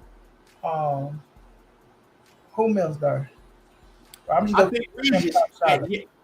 Brambo, I think him and Regis is a good fight because Regis gonna stand there with you. I think he'll beat Regis' ass. He might beat Regis because Regis is gonna stand right there. Like that's the stylistic fight for Pitbull that'll make Pitbull look good. somebody that's gonna be like Regis. Regis kind of short too, and he gonna be right there in front of him. But yeah, I really do think he can beat Devin though. That's I think he probably beat Josh. I think he probably might beat Josh Taylor too. Yeah, Josh, going down the drain. Yeah, but it's very few fighters. Like I don't see him beating Richardson. I think Richardson Hitchens will box his fucking head off. Like Gary Antoine Russell will beat the shit out of Pitbull. Like it's when you talk about like the top fighters at 140, Pitbull can't beat none of them dudes. That was the only way that Pitbull was gonna get a title in that division or at 135. Beating Roden. I disagree with Money about the Devin because I can't see him beating Devin like unless Devin is just shocked. If Devin come in there with the confidence, and obviously we don't know how Devin is gonna fight now. But I'm talking about the Devin before he fought Ryan Garcia, right? If I take that Devin before he fought Ryan Garcia, I think he boxed circles around Pitbull because. I didn't say you go beat Devin. I said I give him a chance. I picked Devin. Give him a chance. I'm going down to fight. Like I said, if he can get Devin, because Devin is a front runner to me, bro. If he can get him to sit down and fight, he gets tired and he starts standing still. And then everybody hit his ass. Once Devin sit down, I don't know nobody that he fought that didn't hit him. JoJo Diaz hit him. You feel me? So yeah, those are fighters that have a more well-rounded offensive arsenal than Pitbull. Like to me, bro, like if you just throwing overhands over and over and I can't, bro. Nah. Bro. Devin ain't like to me. Devin ain't getting hit with that shit. Not no over and over overhand that you can see coming a mile away from a motherfucker that's short as hell, a 5'4" midget. Bro, that ain't you ain't his ass out. You sit him down, you can hit his ass, bro. Devin defense ain't all that.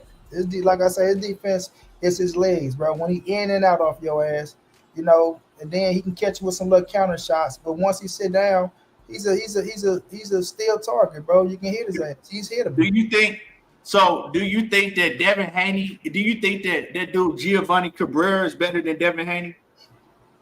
No, because we seen Pitbull fight him and he made Pitbull look stupid. The only reason that we seen Pitbull lose that fight clearly.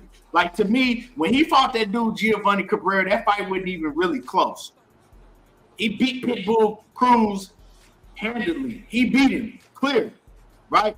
So, with that being said, the only reason that they gave Pitbull that decision is because of oh shit, man. Hey, y'all gonna laugh, right? Has my audio probably been fucked off this whole time, bro? Sure, I know, but I when I go back and listen to it, I'm probably gonna sound like I'm in an open room with nothing in here. Nigga, look, I'm thinking I'm talking in the mic the whole time, and look, this motherfucker ain't even hooked up, y'all. Hey, James Kelly, what James Kelly? I think my nigga is on that. I think my nigga is on that crack. Hey, dog.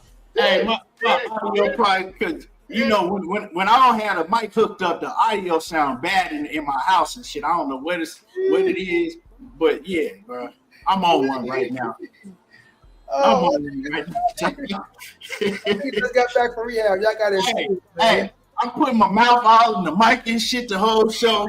Motherfucker ain't even hooked up, dog. Shit. And I swear to God, I heard you in the beginning when he said, "Hey, how my mic sounded?" Yeah, man, ain't this some shit? You know what it is, man. Robert been over here playing, man. He like to come over, he sneak over here and be playing in my work area, dog. And he unplugged my mic. Yeah. Nigga over that motherfucker that recorded the whole show. Okay. Ain't got shit recorded. That nigga, hey, just imagine if you thought you was recording the show. That nigga talking his ass off. Ain't got niggas 3 hours that went by. This nigga ain't got shit. Boy, you be pissed off like a motherfucker. Man, I ain't gonna lie. I was making a video the other day, Nigga did that shit. Nigga did the whole video. Nigga, the motherfucker it forgot to push start on the record joint. Now I do that shit on iMovie Key. That's why I check every time. Boy, I remember I did a video, bro, far ass video, 9 minutes, bro. Talked the whole 9 minutes. I'm like, yeah, I got to get it bad. Man, I hit stop. I hit accept. Boy, that motherfucker wasn't even there. I'm like, hold on, wait. I'm like, I'm going back shit, trying to refresh it. That motherfucker taking away the pitch. I'm like, oh my God, bro. Oh my God. I'm like, I just talked for 9 minutes straight. Now I gotta do this shit over again. I was like, man, get the fuck out of here, bro. Man, is Pitbull beat T.O.? Hell no, Pitbull ain't beat no T, man. Those are the type of fighters that T.O. shine against. Motherfucker that's gonna bull rush him and just come forth the whole time. T.O. make him look stupid. Like I said, Pitbull, bro. Pitbull is Pitbull's a fighter that you have to match properly.